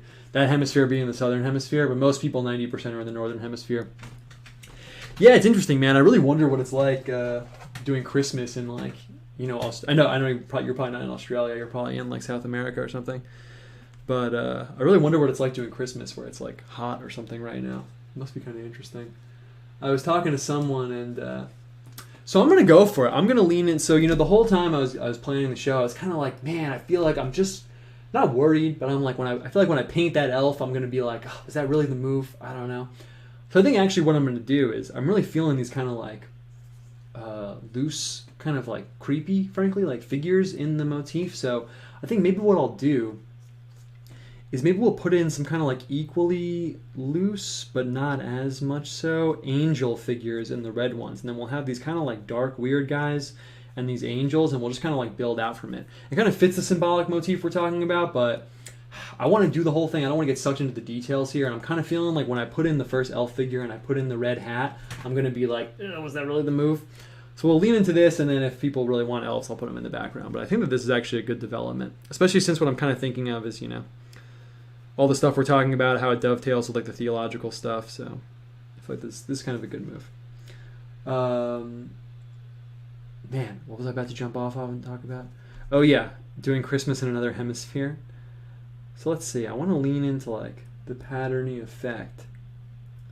So he said, yeah, it's South America and it's hot during Christmas. That's interesting. I never thought about the fact that it's hot in South America during Christmas. I was with someone recently who was in Africa, and they said during Christmas in this part of Africa they were in. So here with the angel, so there is this underlying structure, and I kind of having a good time putting in these like dark figures, but I want to highlight the structure a little bit. So what I'm going to do actually is I'm going to play a little bit fast and loose here, and I'm going to put in the angel bodies like this. Yeah, that looks dope. And then when I put in their wings and a halo, then it'll really obviously be an angel. But I'm going to have them taper down like this. Sort of fits the folk painting vibe that we're going for. Because then you'll be able to see, it kind of augments the structure. You can see what I'm saying. It kind of like fits into the structure a little bit more. And then I'll come back in and kind of paint in the borders a little bit and paint this up a little bit, and then we'll keep it moving. But I guess this is the folk art episode. That's what we're doing right now. Anyway, yeah, I was talking to someone who was in Africa recently, and they said that in Africa, the part that they were in, people hope that it rains on Christmas, because then at least it'll be like dark and like a little colder. So I thought that was funny, where I'm like hoping for like a snowy Christmas. There are some people hoping for like a rainy Christmas. I thought that was really interesting. Okay, I'm going to come out here. I could have made them a little bit more transparent, but since I'm doing a video, I was worried that they wouldn't look good on the video, so I went with the totally opaque. But yeah, for me, there's something about, like I was saying before, just to kind of wrap it up, maybe we'll move on to a different topic, but you know, the whole like winter solstice and even like nature-y stuff to some extent, it always gets lumped into like pagan stuff. Honestly, like I feel like that's the way most people talk about it. But for me, it really is part of the vibe. I don't really see it in like a pagan context at all to be thinking about like nature and how it, I'm going to phrase this very particularly, how it kind of reflects the internal spiritual state of man. You know, I'm not like a nature worshiper. I was talking to someone the other day and we had the whole like, it's not Mother Nature, it's Sister Nature conversation. But once you get that out of the way, I mean, yeah, winter solstice, man, it's dark. It's dark and it's cold. And it's like almost like the most hopeless, like darkest part of the year. So then we have this like light in the darkness, literally. And how that obviously perfectly dovetails with the incarnation and stuff. You know what I mean? It's like a very like microcosm, macrocosm kind of thing. I can't, obviously I'm not really qualified to talk about such things, but I can't really imagine that, you know, when God was planning the timing of the incarnation, that he was like, yeah, I'll just kind of do it whenever. Spin the wheel. You know, it must have been like thought about to some degree. And then, yeah, like I was talking about before, you know, with that kind of the year as like a wheel of light and dark, the other festivals and things fit into it as well. You know, then when spring happens, you know, in spring you have Easter, right, obviously. So kind of all fits together in like a larger framework. And in my opinion, as I'm going deeper into like the spiritual life and sort of fleshing out like symbolic things and things like that, it's like that meme where it's like the guy looking at the butterfly and saying, is this blank? And there's like pagans and looking at nature and Christian stuff, like Christian stuff plus nature, and it's like, did Christians steal this from us? It's like, you know, non-Christian systems don't like own like the seasonal nature of the earth. Okay, this is looking dope. Anyone say anything else? No. So yeah, I mean, there's a lot I could go into. Even though I kind of jumped off from the elves thing, that was something else I was thinking about. That's just one of those weird ones for me that honestly I can't totally explain. How you get it in all these different cultures, these like little men that kind of live under the earth, or at least in like caves and stuff, who like make things. The making things and them as like artificers is like really weird for me, honestly. And I can't totally explain it. I mean, maybe they're just real. I mean, that could be the explanation, but it's again, like, why is it that? Like, why don't they, you know, why isn't it like dudes who live in like trees who like make, you know, vehicles or something, like, or why isn't it, you know, cat-faced dudes who live in, you know, the ocean who make X, Y, and Z, you know? It's like that archetype is so specific and comes up in so many places. And the fact that they make things is so weird.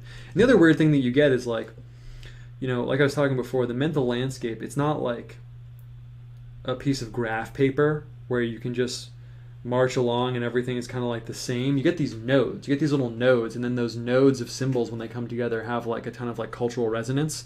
You can kind of feel something's there. You're like, oh yeah, that is kind of like a thing. I mean, it's kind of like a meme. You're like, oh, it's kind of like a thing, right? And it has such a high level of resonance that it even exists in our culture now. It's like literally what elves are. Like, why does that have so much resonance that, like, you know, I mean, obviously people like implant it in our culture, but I don't think it's like a coincidence. I think it's because of that like symbolic resonance. Like, oh yeah, a bunch of little people like making stuff. Like, totally. That totally is a thing. Cool. This looks pretty dope, actually.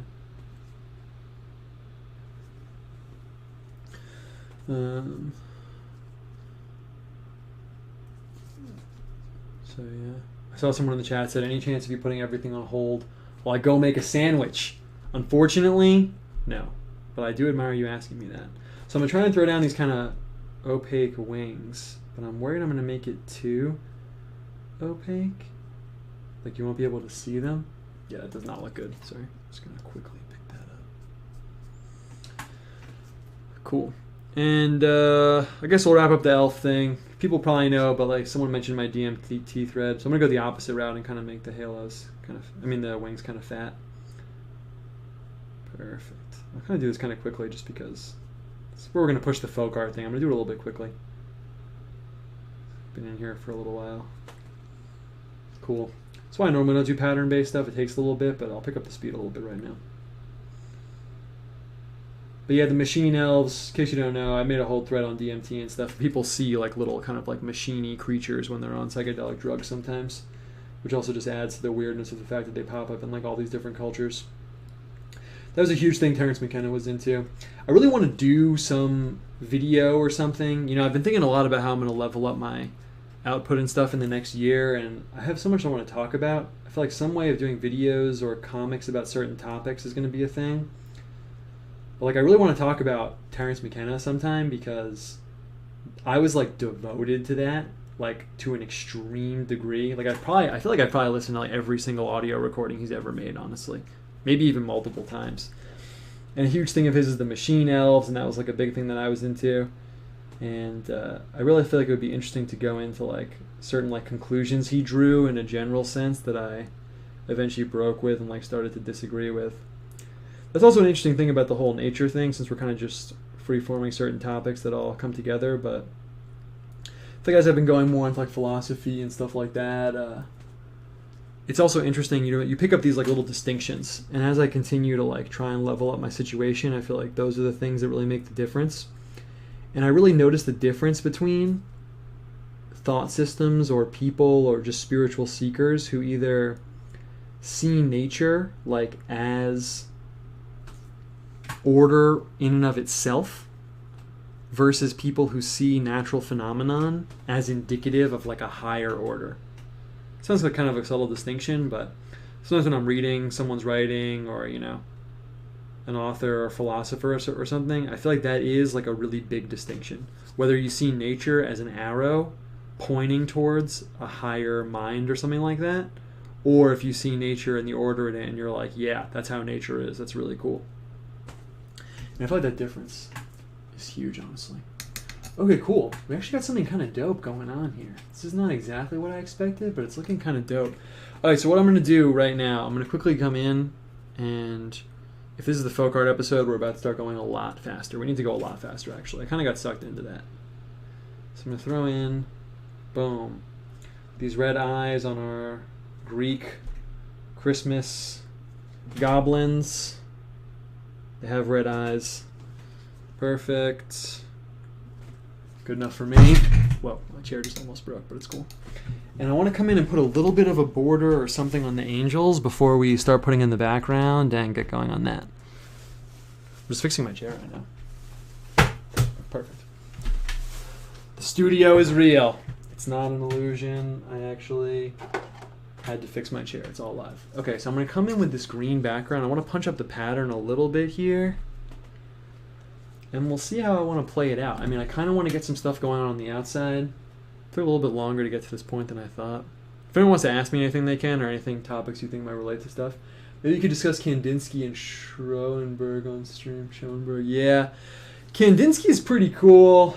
It's really funny you asked me that, because it kind of relates. We'd like to see some videos dedicated to various topics like that.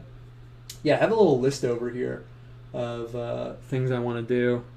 So that is going to happen. Basically, the plan, just before I get off that topic, is next year I really kind of want to like level up. That's like I've been using that language a lot, but next year is like the year where I want to be like, yeah, I just went like legit. So the painting show. I mean, I'm obviously still going to do the painting show, but this is like a fun way for me to like hang out with you guys and get some topics off my chest, and also kind of frankly to experiment with the medium of doing video stuff, but more like, I don't want to say scripted, it sounds kind of lame, but more like focused videos is something I kind of want to do. Perfect. Look at that. Perfect.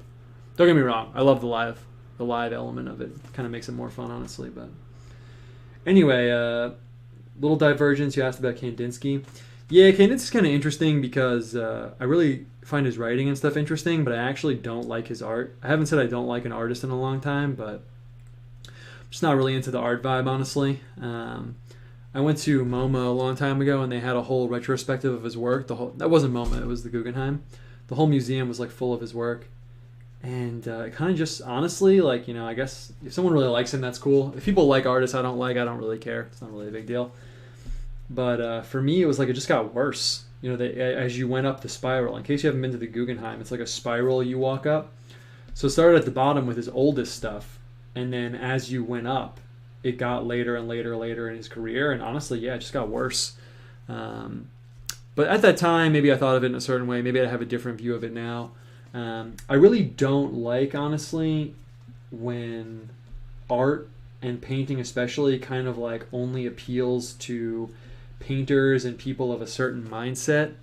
You know? I mean, I hate saying stuff where it's like, I know how art should be. Here's how all art should be. That's why I don't like pontificate about that kind of thing too often. But if you're point blank asking me, I think a lot of that species of art gets like misinterpreted and kind of like feeds this perception of like, oh, art, like that's not for like normal people. That's only for people who, you know, X, Y, and Z. So, but all that is said with the caveat of, if I went back to Kandinsky's work now, I don't know what I would think of it, because that was a really long time ago. That show at the Guggenheim might have been like, you know, it was a really, really, really long time ago.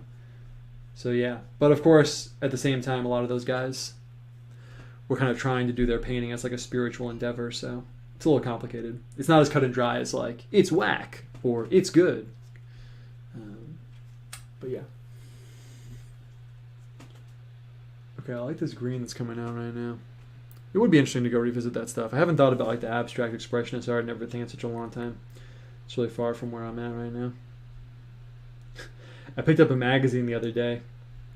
I was in one of those stores that sells old stuff, and it's a magazine called Juxtapose, and it's all about like the art scene, like the cool art scene.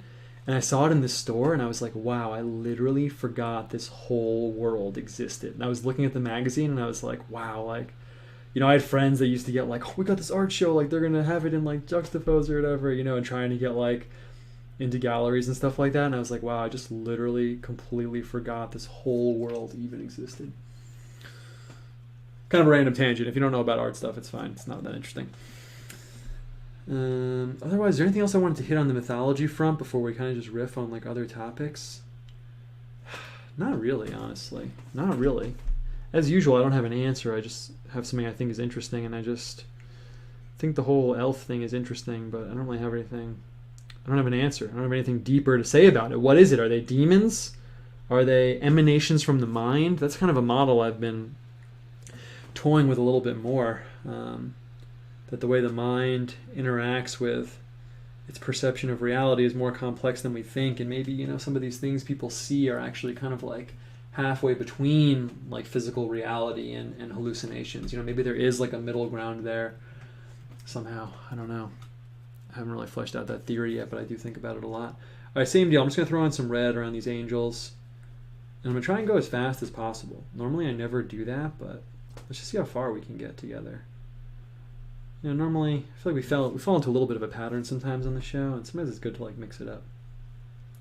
So I'm going to throw in this red. I'm kind of imagining, you know, I said folk art. I'm kind of imagining, you know, this is some like cultural pattern that we paint like on things. I don't know. I'm going to put a halo around the angel too.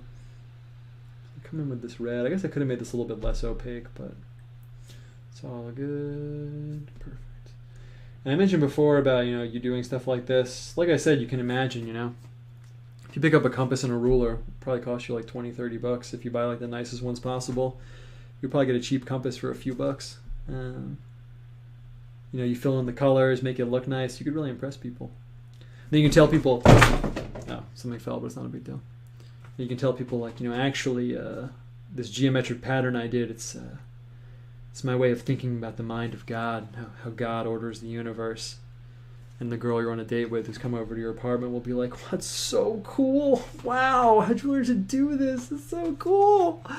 No other guys I go on dates with are thinking about, you know, the logos and how it manifests in like natural patterns, and wow, it's really cool. I'm telling you, man. I'm telling you. You think I'm joking?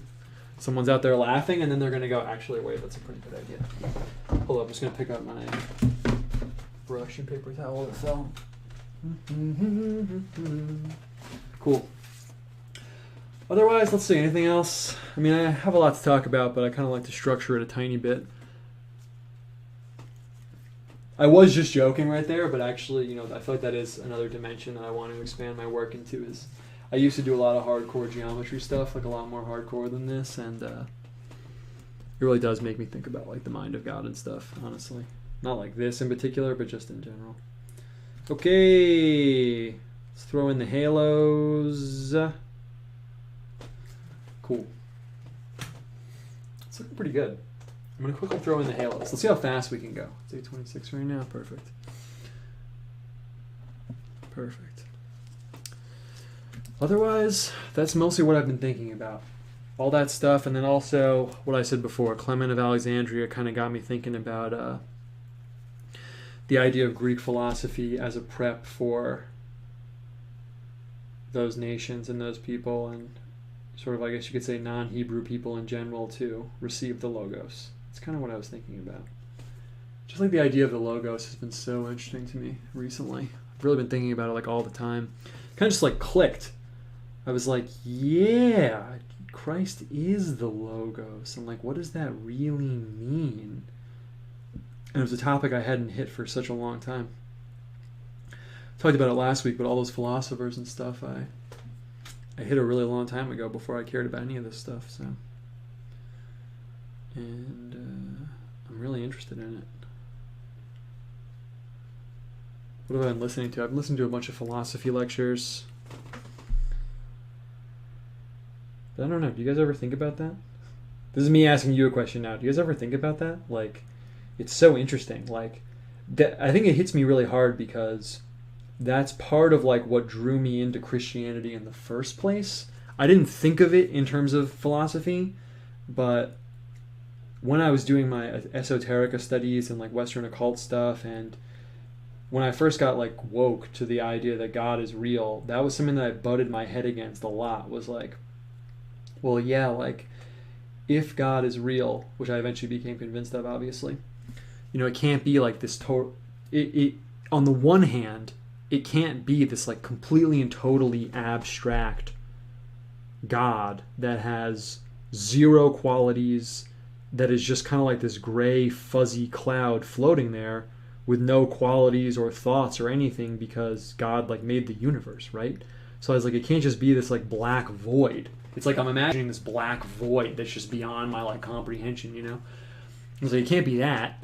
But at the same time, it can't be something that I can fully and totally, completely comprehend because I have a limited capacity for understanding. So I was like, how do I square this circle?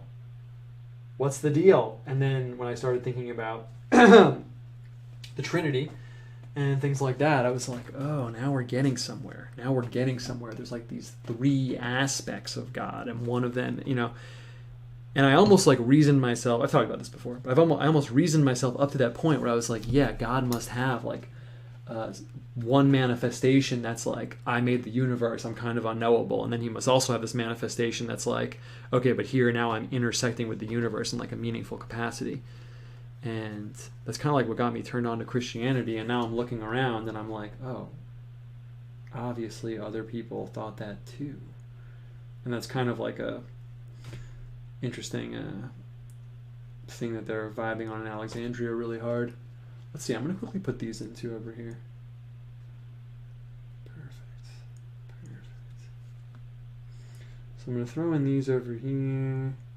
I kind of thought I would go a little faster. I'm trying to push myself and go as fast as possible, but I'm torn. This happens every time I do something geometry based, which is why I normally don't do it. I'm torn because on the one hand, the crispness is what makes it look good, but then the crispness takes more time. I don't know how to get around that exactly. This is why we only do a geometry episode once every like 20 or 30 episodes. It's kind of looking pretty dope though, honestly. And then let's see how we want to get out of our little circle situation here. So I'm just going to kind of quickly throw these down.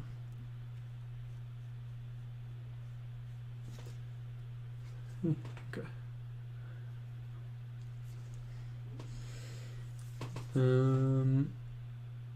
Perfect.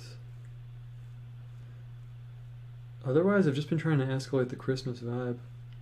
That's really been my whole deal. Doing all these topics so hard in my brain, like all the time.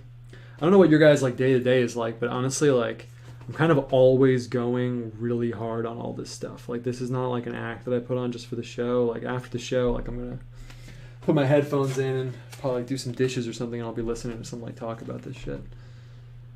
So I really do feel like my mind gets like vexed. My like spiritual life is almost characterized by like vexation and like fixation and like fixating on something.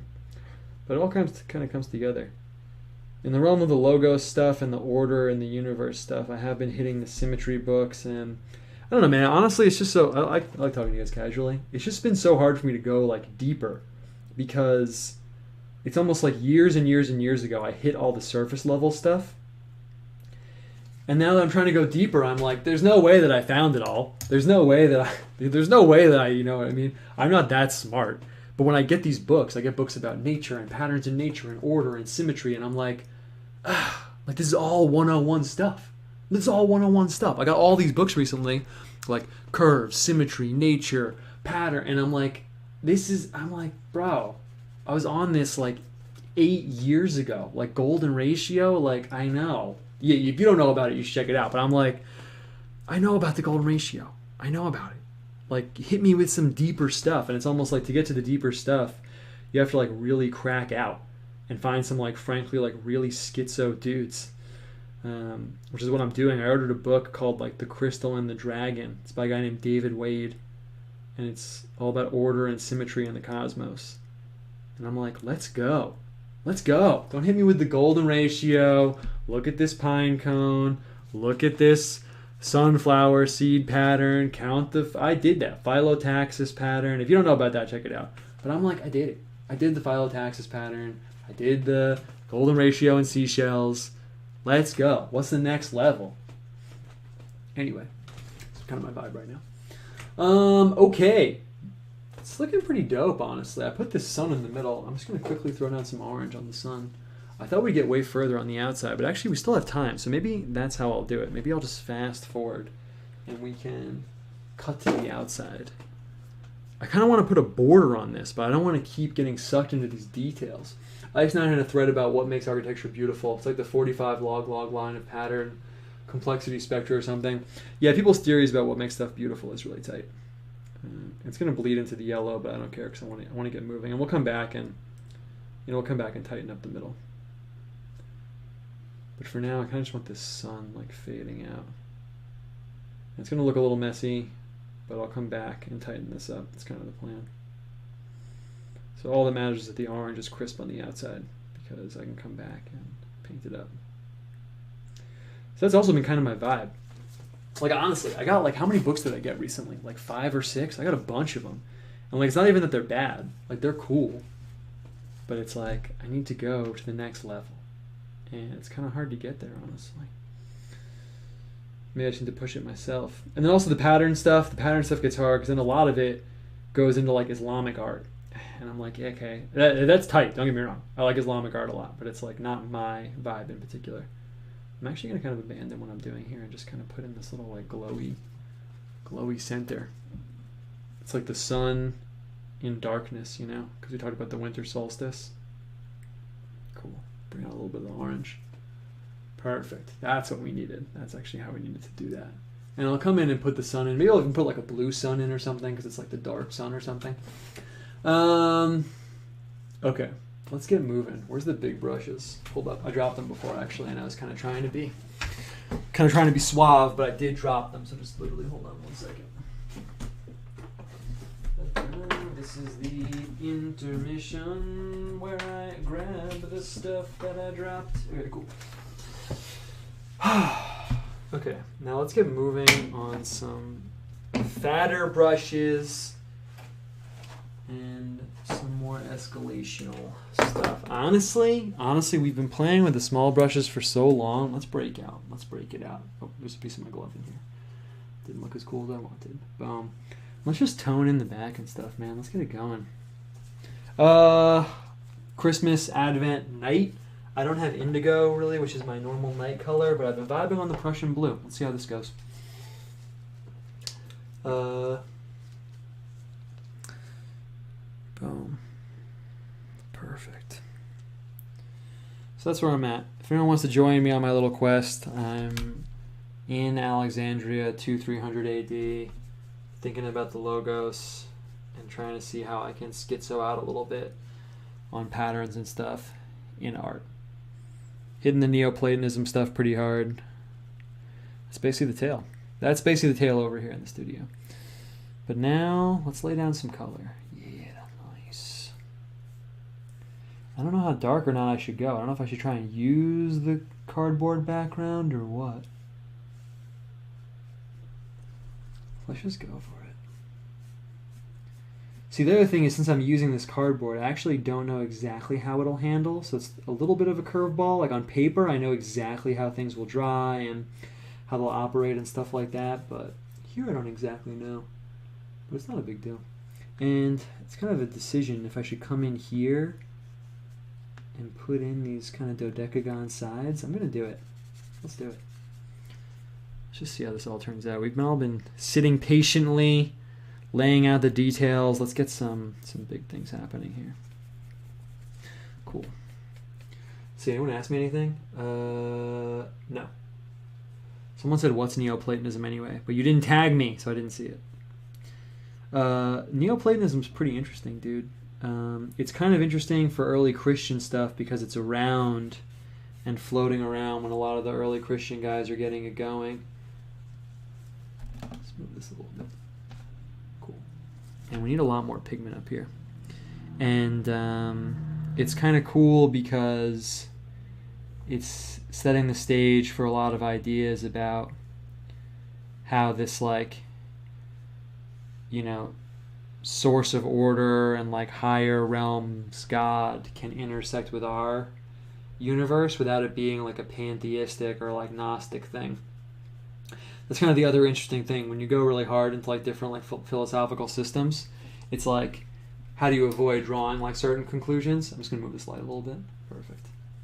And you know, you hit these spots where you're like, oh well, if you say that, then you're kind of like a pantheist, you know. And then if you're like, well, yeah, like God just like intersects with the universe and kind of like everything's God or whatever, it's kind of hard to explain. But you know, then all of a sudden you're like, oh, so this like jump rope outside my garage sitting in my carport is like God or something, you know. Augustine talks about that actually. I don't know if I posted it on Twitter or not, but he talks about like pagans who say that, like, you know, God is like the animating force in the universe and how it like leads you to these like crazy conclusions. Because then he's like, he doesn't say this, but he kind of implies it. He's like, you know, then if someone murders someone else, you have to say it's like God doing it. So a lot of the early Christian philosophy, this is just my opinion, and the early philosophers in that time, like, you know, 200-300 AD, it's kind of about like fleshing out the system and like seeing like what the deal is exactly. And it's really, really tight. If you want kind of a hot take that I haven't posted on Twitter yet or thought about too much yet, but hold on a second. Let's just zoom in. I'm going to just make it dark down here, too. I'm just going to make it dark. Let's just keep it going. Maybe I should make it, like, snowy bottom. We don't exactly have that, like, super Christmassy vibe right now. So let's see if I can just port that in. I'm literally just going to pick up the white here and just get some snowy white going on. This lecturer I was listening to, he's Christian, but it's kind of cool because he said one of the early Neoplatonist guys studied at the catechetical school in Alexandria. Maybe he even taught there, I don't know. I'm thinking of this guy named Ammonius Saccas. You can remember his name because it sounds like amniotic sac. It's very unfortunate, but it's good for us to remember. And he kind of left it and then became one of the early or like first really Neoplatonist guys. So it's kind of funny because what this guy was saying was that Neoplatonism is like in and of itself like a Christian heresy. And when he said that, I was like, oh, a new hot take. Finally, a new hot theological or philosophy take that Neoplatonism is itself a Christian heresy. I don't know if this is like too nerdy or if people know what I'm talking about, but okay, I'm going to come in here. Boom. Boom. Perfect. Have you ever seen a demon in real life? Good question, dude.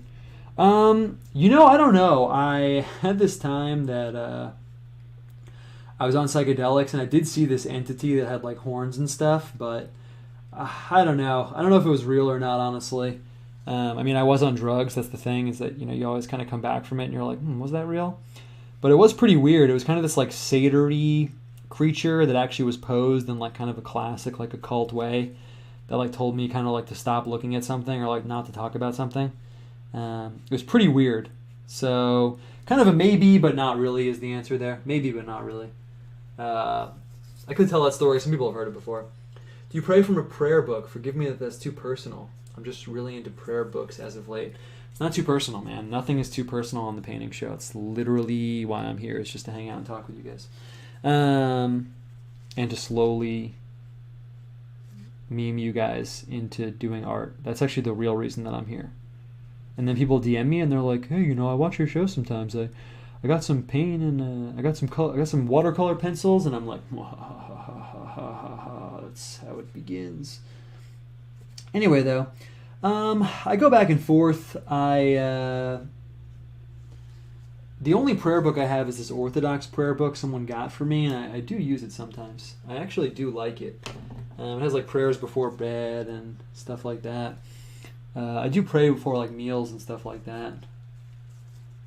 So mostly that one. It's called the Jordanville prayer book. It's pretty cool. Usually, honestly, with my wife, we just kind of wing it. I know that's like super Protestant, but we just kind of wing it. We're like, thanks God for, you know, this food and, you know, everything. I mean, you know, I'm in the Midwest or the South. I don't say which, but that's kind of just the vibe here. And if you're with other people, that's always how people pray before meals and stuff. Okay. Yeah, someone said it reminds me of God as the soul of the world thing. Yeah, that's exactly what I was talking about. Okay, let's keep it moving here. I'm going to throw in some snow and stuff, and then see if we'll come back in and maybe, like, see, like, just so you know what I'm thinking right now. So the thing about this kind of thing right now is, like, a little bit more details in here will make this, like, 20 or 30 times more dope. Sometimes with the art stuff, with the geometry stuff, I mean, you get situations where you get out more than you put in. So like right now it's like kind of like a fuzzy Polaroid. If we tightened it up a little bit, the geometry would really like sing out a little bit more. So maybe we'll rewind and do that. But I just want to see how far we can get in the next little amount of time. So I'm honestly just going to throw in some stuff like this. Boom, boom. Perfect. Yes. And we'll even throw some down here. That's how people know it's not stars when they're looking at it. Just throwing this stuff down here. Cool. Okay. So let's come back in and see what details we want to throw in to tighten this up a little bit. I'm thinking that I kind of want to outline these dark figures, but I know I'm going to regret it. So I'm not going to, but I kind of am. I've been thinking about it the whole time. I'm going to throw some outlines on the angels, and just to crisp it up, I'm actually going to use this Venetian red. I'm going to use this darker red. Important stuff. Is it too late for pastry story? Pastry story. Oh, I mentioned that. Yeah, all I meant was that my wife, I mentioned it on Twitter. I always mention stuff on Twitter. My wife made these St. Lucie buns, St. Lucia, I should say, buns, and that's pretty much the only like Christmassy thing I did.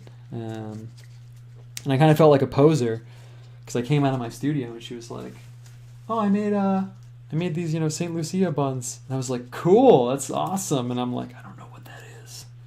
I have literally no idea what that is."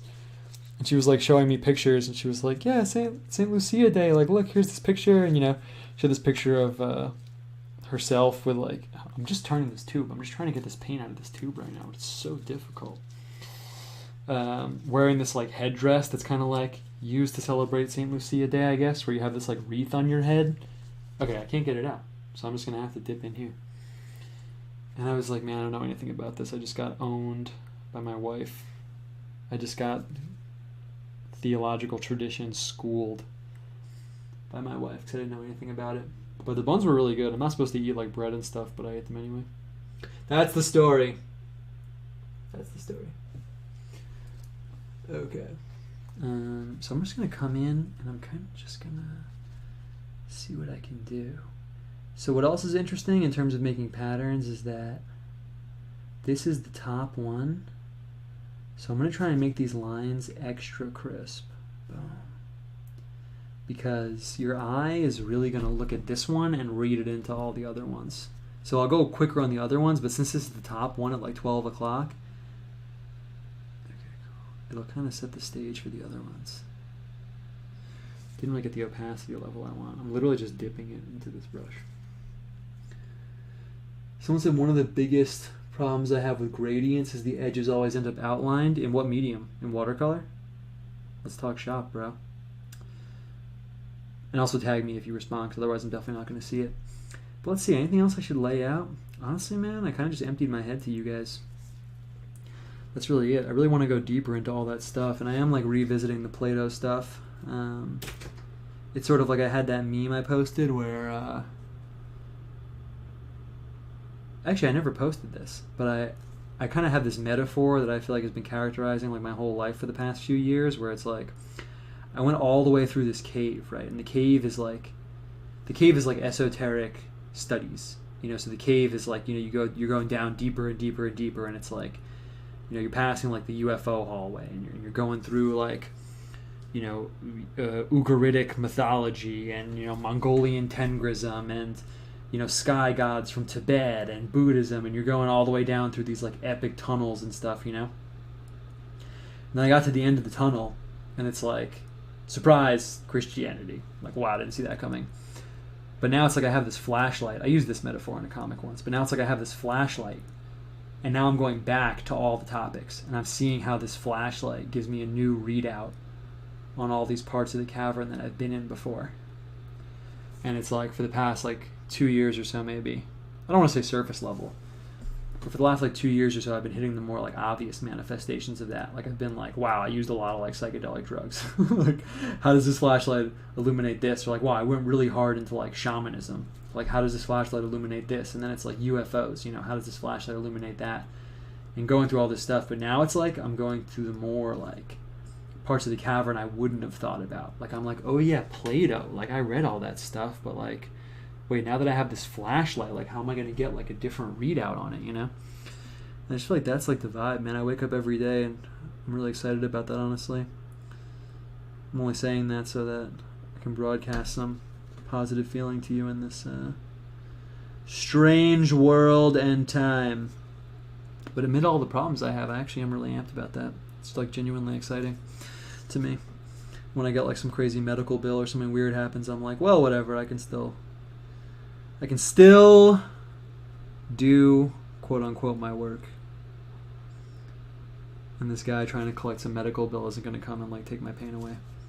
Let's see him try. Let's see him try. Come here. It's actually another funny story that maybe I'll tell. I don't want to sound like I'm complaining, but it is kind of funny. I'd like to recommend the St. Ambrose prayer book to you. It's a Western Rite Orthodoxy prayer book, so it has some Latin influences. It's kind of a remix of a St. Augustine prayer. Yeah, I'll definitely check that out. Sounds cool. I'll make a note of it after the show. Thoughts on saints? Tend to avoid them because they make me feel like I'd be committing idolatry. Oh, dude. I love the saints, man. Very into it. Very into the saint thing, you could say. For sure, man. For sure. I mean, you could say I'm into it for a variety of reasons, but I definitely think the saint thing is legit. Definitely.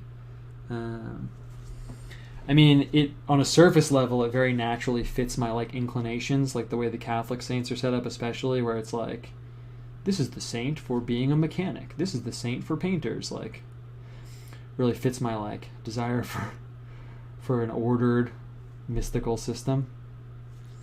Those Italians, man. Anyway, though, yeah, man, I'm really into the saints. I mean, I've told the story a bunch before, so I don't know if I'm going to go into it right now, but yeah, I mean, my first like saint thing was really like St. Augustine, and I really like just his story and vibe and everything. Really like helped me get through a lot of things. So I definitely kind of have like a mystical attachment to the saints. I think it serves a few different functions. I mean, again, like I only feel comfortable talking about this with you guys because you guys know I'm not saying like exactly what I started out the show with. It's just an archetype. It doesn't mean anything. That's like obviously not what I'm saying. But I think that part, if we were in text, I would like bold that and write it in like huge letters. But I think part of the function of saints is that you have these stories of these like holy people that you can use to like emulate or inspire you, for sure. I think that's part of it. I do think there actually is like a mystical and like theological significance, obviously. But I think that's part of it too. But no, I don't feel like it's idolatry. I mean, you know, we kind of need like all the help we can get, right? I mean, you know, where do you draw the line? Like, if you had a picture of like the 12 apostles in your house, is like that weird? I don't think so. I know a lot of Protestants feel like it's like, you know, the praying thing, but I don't know. I don't think there's really any confusion there. Like if I'm like praying to a saint, there's no like confusion. It's not like I'm like, oops, I accidentally accidentally just thought that Augustine actually is God. Like, it's not like that happens. You know what I mean? The delineation between like humans who attained a certain level and now we are as certain as possible are in a good situation with God is pretty well delineated, I would say, from some form of idolatry where I'm like, oops, Saint Odilo of Cluny actually, oops, I actually thought he was an angel or something. You know what I mean? It's not really like that. Not that that's what you're saying, but if I'm going to caricature the position. Okay, I'm going to come through. Boom. Boom. This is a fun painting to do. Normally I'm really paranoid about how they're going to turn out, honestly, and I kind of play by a little bit of a stricter framework, but this was really enjoyable. What I kind of want to do right now, let's see how far we can get in the next, 10 minutes? Book, but fully orthodox. Oh, you're talking about the Western Rite thing? Nice. So yeah, man, I love the Saints. I'm really big on it. I mean, also, it naturally, like I said, it really naturally suits my sort of like inclinations and stuff like that. I mean, everything I've been talking about the whole show so far, it's like, it fits with everything, basically. I'm kind of conflicted about what I should put in the middle, because when I put that sun in, that's not why I took it out, but I kind of felt like, I don't know, it wasn't really Christmassy, the sun, I guess because it's like the darkest time. I could have put in like a snowflake. I'm really kind of tempted to do that. I'm actually just going to do it. I don't need anyone's permission. I'm just going to do it. But I want it to be pure white, so I'm going to get some white out of the tube. Someone said this looks so cool. Thanks. Yeah, I was worried about how it was going to turn out, but it actually does look kind of dope. It's a nice departure. Sometimes I feel like I get stuck in like a pattern, and then I want to like change it up. But it's a nice departure. It's a really long walk from, if you've been here a bunch. Remember like the King David painting, or like the Saint Nathan painting? Where's that one? I'm not going to get it right now. But that was one of my favorite ones we did recently. Nathan the Prophet. He's not a saint. Nathan the Prophet. Maybe he's a saint, but whatever. That was one of my favorite ones we did recently. That one was dope. But that one was like a window. You're looking at this guy in this room. Here we got more of like a geometric thing going on. I like to keep it fresh. I like to keep it mixed up. Okay, so this is also a gamble. This is the gamble episode. But I think putting like a... Perfect. Kind of like a snowflake in here. Cool.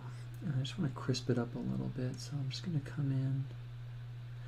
You see, if I was alone, just so you guys know, if I was alone, not broadcasting, my face would literally be like 1 centimeter away from the brush touching the surface.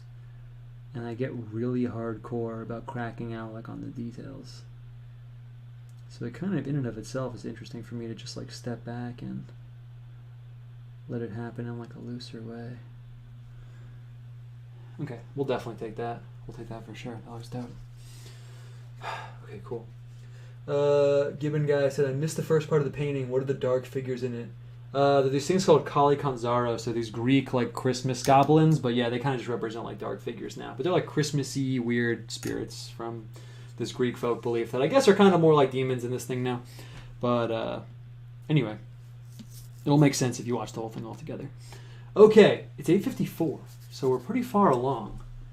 But let's see, we got a few more minutes. I really want to I feel like, maybe you can feel it too. I feel like we're like, oh, it's almost right there. You're like, and you're just waiting for like the pop. It's waiting for like the pop, And we're not quite there yet. I keep thinking like the one more detail I put in is going to make it pop. Let's see. Anything else we can go along with our... So this is like the Christmas archetypes, things, folk stuff and things like that episode. Is there anything else like along that line that we should talk about? I mean, I think the Christmas tree is really cool, but I don't think it really dovetails with any of that stuff too hard. I'm going to come in here with the light. Yeah, that's going to make it pop a little bit. So I'm going to quickly come in here with the light. Boom. It's sometimes hard getting the pop on the geometric designs because normally in a picture, what I'm thinking about is, which I say all the time, I probably say this like every third episode at least, is having like a clear focal area, having one point where it's high contrast that clearly says to the viewer, hey, look over here, this is the spot you're supposed to be looking. And when you get that, it's kind of easy for everything else to fall into place. When you're doing the geometric stuff, it's kind of more like a pattern, you know, and then you don't really get that. So sometimes it's difficult. I guess I could have tried to get it with the snowflake in the beginning. I could have tried to like make that the like singing point, but I kind of didn't. And I'm actually just going to try and push it a little bit. I'm going to put in these dots here. That's better. That's better. And I'm going to come around the outside and throw in, I think maybe if I just get a little bit of this light color out here. Perfect. I kind of want it, I can't tell if I want to do this rough or crisp. If I do it super crisp, the whole thing will be in like a nice circle. But if I do it kind of rough, then it blends into the background a little bit more. I don't want the eye to be drawn too much to the border. Let's see. What time is it? It's 8:57. We started a minute late, and since I feel like I'm just so close, we'll go a minute over. We'll probably wrap up like 5-10 minutes over. Just because I feel like I'm right there. You know, I feel like I'm right on the precipice. If anyone wants to ask me anything else, you can.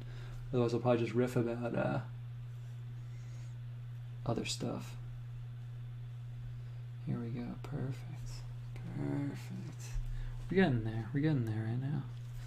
So I'm throwing in this light. I really want to know what people's Christmas tree aesthetic is, but I don't want you guys to like dox yourselves. As long as we're here, I actually am curious. Unsure if I've asked before, but do you have any particular regrets looking back on your psych usage, retrospect, context, going through something similar in recovery? Oh, it's interesting, dude.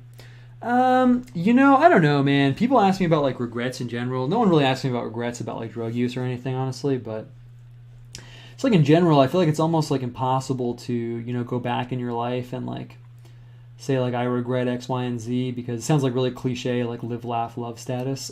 But like, you know, those things like really made me who I was, so it's really hard for me to go back and be like, yeah, I wish I didn't do that. With the psychedelic stuff, not really. I feel like in general, just being honest, it definitely put me on a path where like I really, really liked like altering my consciousness with substances, which I feel like got me like drinking a lot more and stuff like that, honestly. That I regret in a sense. I probably would fully regret it, but not to go too much into it, but basically like after like binge drinking, I figured out that I had this weird underlying condition, and I definitely would not have found out about it unless I was binge drinking, and it's kind of good that I know about it. So it's kind of hard for me to be like, yeah, I regret it. If it wasn't for that, maybe I would regret it. And then at the same time, like, you know, did I like ruin any relationships? Maybe, but at the same time, like all my old friends kind of sucked anyway. So it's kind of hard for me to say I regret it. I guess I regret it in a sense. But also I don't. So it's kind of hard to say. I really identify, honestly, since you asked me, with the with like the wounded healer archetype. Not that I'm like, oh, I'm so wounded. I'm wounded. Let me get the emo haircut. But like, you know, like if this is kind of, again, I'm in dangerously like live, laugh, love territory, but I'm just trying to be real with you guys right now. But like if you go through something and then you get over it, it gives you the power to help other people get over it. And that's not something I would trade, you know, like if I'm talking to a guy and he's like, you know, I don't know, man, like I don't know if I could ever like stop drinking or something. I'm like, well, I did. So that means you could do it also. You know, it like Carl Jung has this archetype called the wounded healer. We're basically in different like shamanic cultures, like the shaman is normally someone who like almost died or like got wounded by something, and it gives him the power like to heal. And he said that like extrapolates out into like a larger like spiritual reality, and that that wounded healer archetype like is a real thing, and I definitely think that's the case, you know. Like it sounds pretty trivial, but especially if you're talking about like a quote unquote like real drug problem, although it is a real drug problem, actually it is. But when guys hit me up about like smoking weed or something, you know, I'm able to be like, yeah, I bet you smoke, like, for certain guys, I'm like, you know, I bet you smoke weed every day and you can't imagine not doing it. But I was like that and now I don't, you know, and that like makes it possible. Someone asked me about the saints before. It's kind of like Sounds kind of trivial maybe, but that's kind of what I got from St. Augustine in the very beginning when I was like, damn, I really don't know if I can do this. And then I was like, wow, St. Augustine did it, so I could do it too. Okay. Nice. Wholesome moment in the show. My tree, Scotch pine, 7 feet tall, classic Christmas tree shape, white lights and a star on top. Yeah, I was mostly thinking about the lights and colors of lights and stuff. Okay. Let's pause for a second. It's 9 o'clock right now. All right, the yellow was what we were missing. The yellow was what we were missing, man. It's looking good. It's looking good. I think that what we'll do, I'm going to take the last 5 really quick and just put some details in the background so it looks finished, and then that's it. Then we're going to be done. I'm going to quickly... Normally I would worry and frankly futz about introducing new colors. Actually, I'm not going to introduce new colors. I'm going to use this dark blue to throw in the trunks of these 2 trees back here. Throw in these 2 trees. And I'm going to use... I always do this in my art, but I never really explicate it, i.e. explain it. It's a very pretentious way to say that. But I like using a cedar tree and then a normal tree. I don't know what to call it, because a cedar tree represents death, especially in Renaissance artwork. If you don't know where to start with Christian symbolism in art, you should start with Renaissance symbolism, because Renaissance symbolism is the crystallization of the Western spiritual experience in a way. Of course, there was just the whole Twitter debate about Renaissance art, so if you're an icon guy, then maybe you shouldn't, but that's what I recommend. You can at least start there if you have no strong opinions about anything. It'll give you a framework to branch out into other periods, in my opinion. And in Italy, they say that if you cut down a cedar tree, it never grows back. I don't know if that's true or not, but that's what they say. So cedar tree represents death. I don't know, isn't that true for most trees, though? If you cut down most trees, don't they not come back? Right? I don't know. I guess it was also around pagan funeral spots and graveyards and stuff.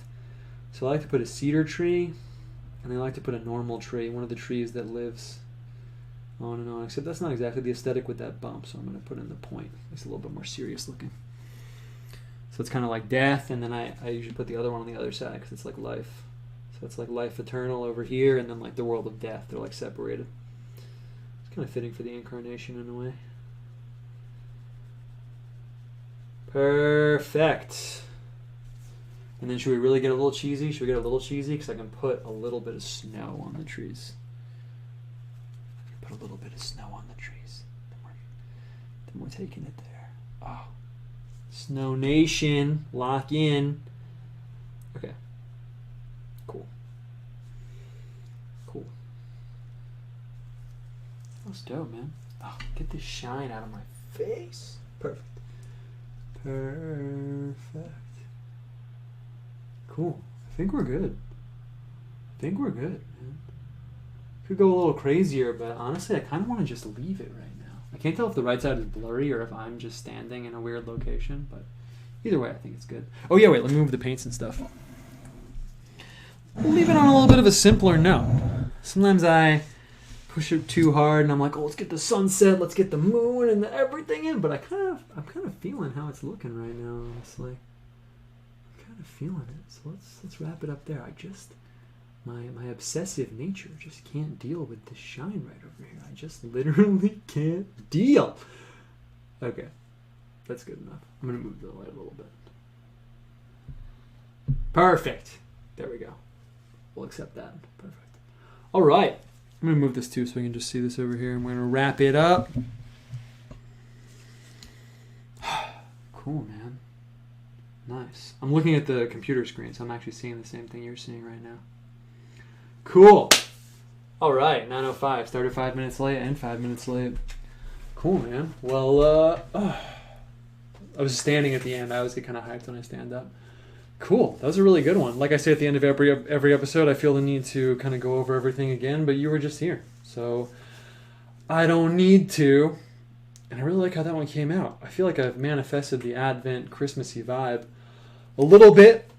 If you watch this, which obviously you are because you're here right now, but if you watch the whole thing, thanks for sticking around for the whole time. I never know how it's going to go with the geometry stuff. I feel like maybe I'm going to kind of try and figure out the solution a little bit. I feel like maybe the drawing with like a hyper loose painting is the way to go, or maybe we'll just do like a whole geometry episode and just like commit, and then if people don't care, they could like not watch it.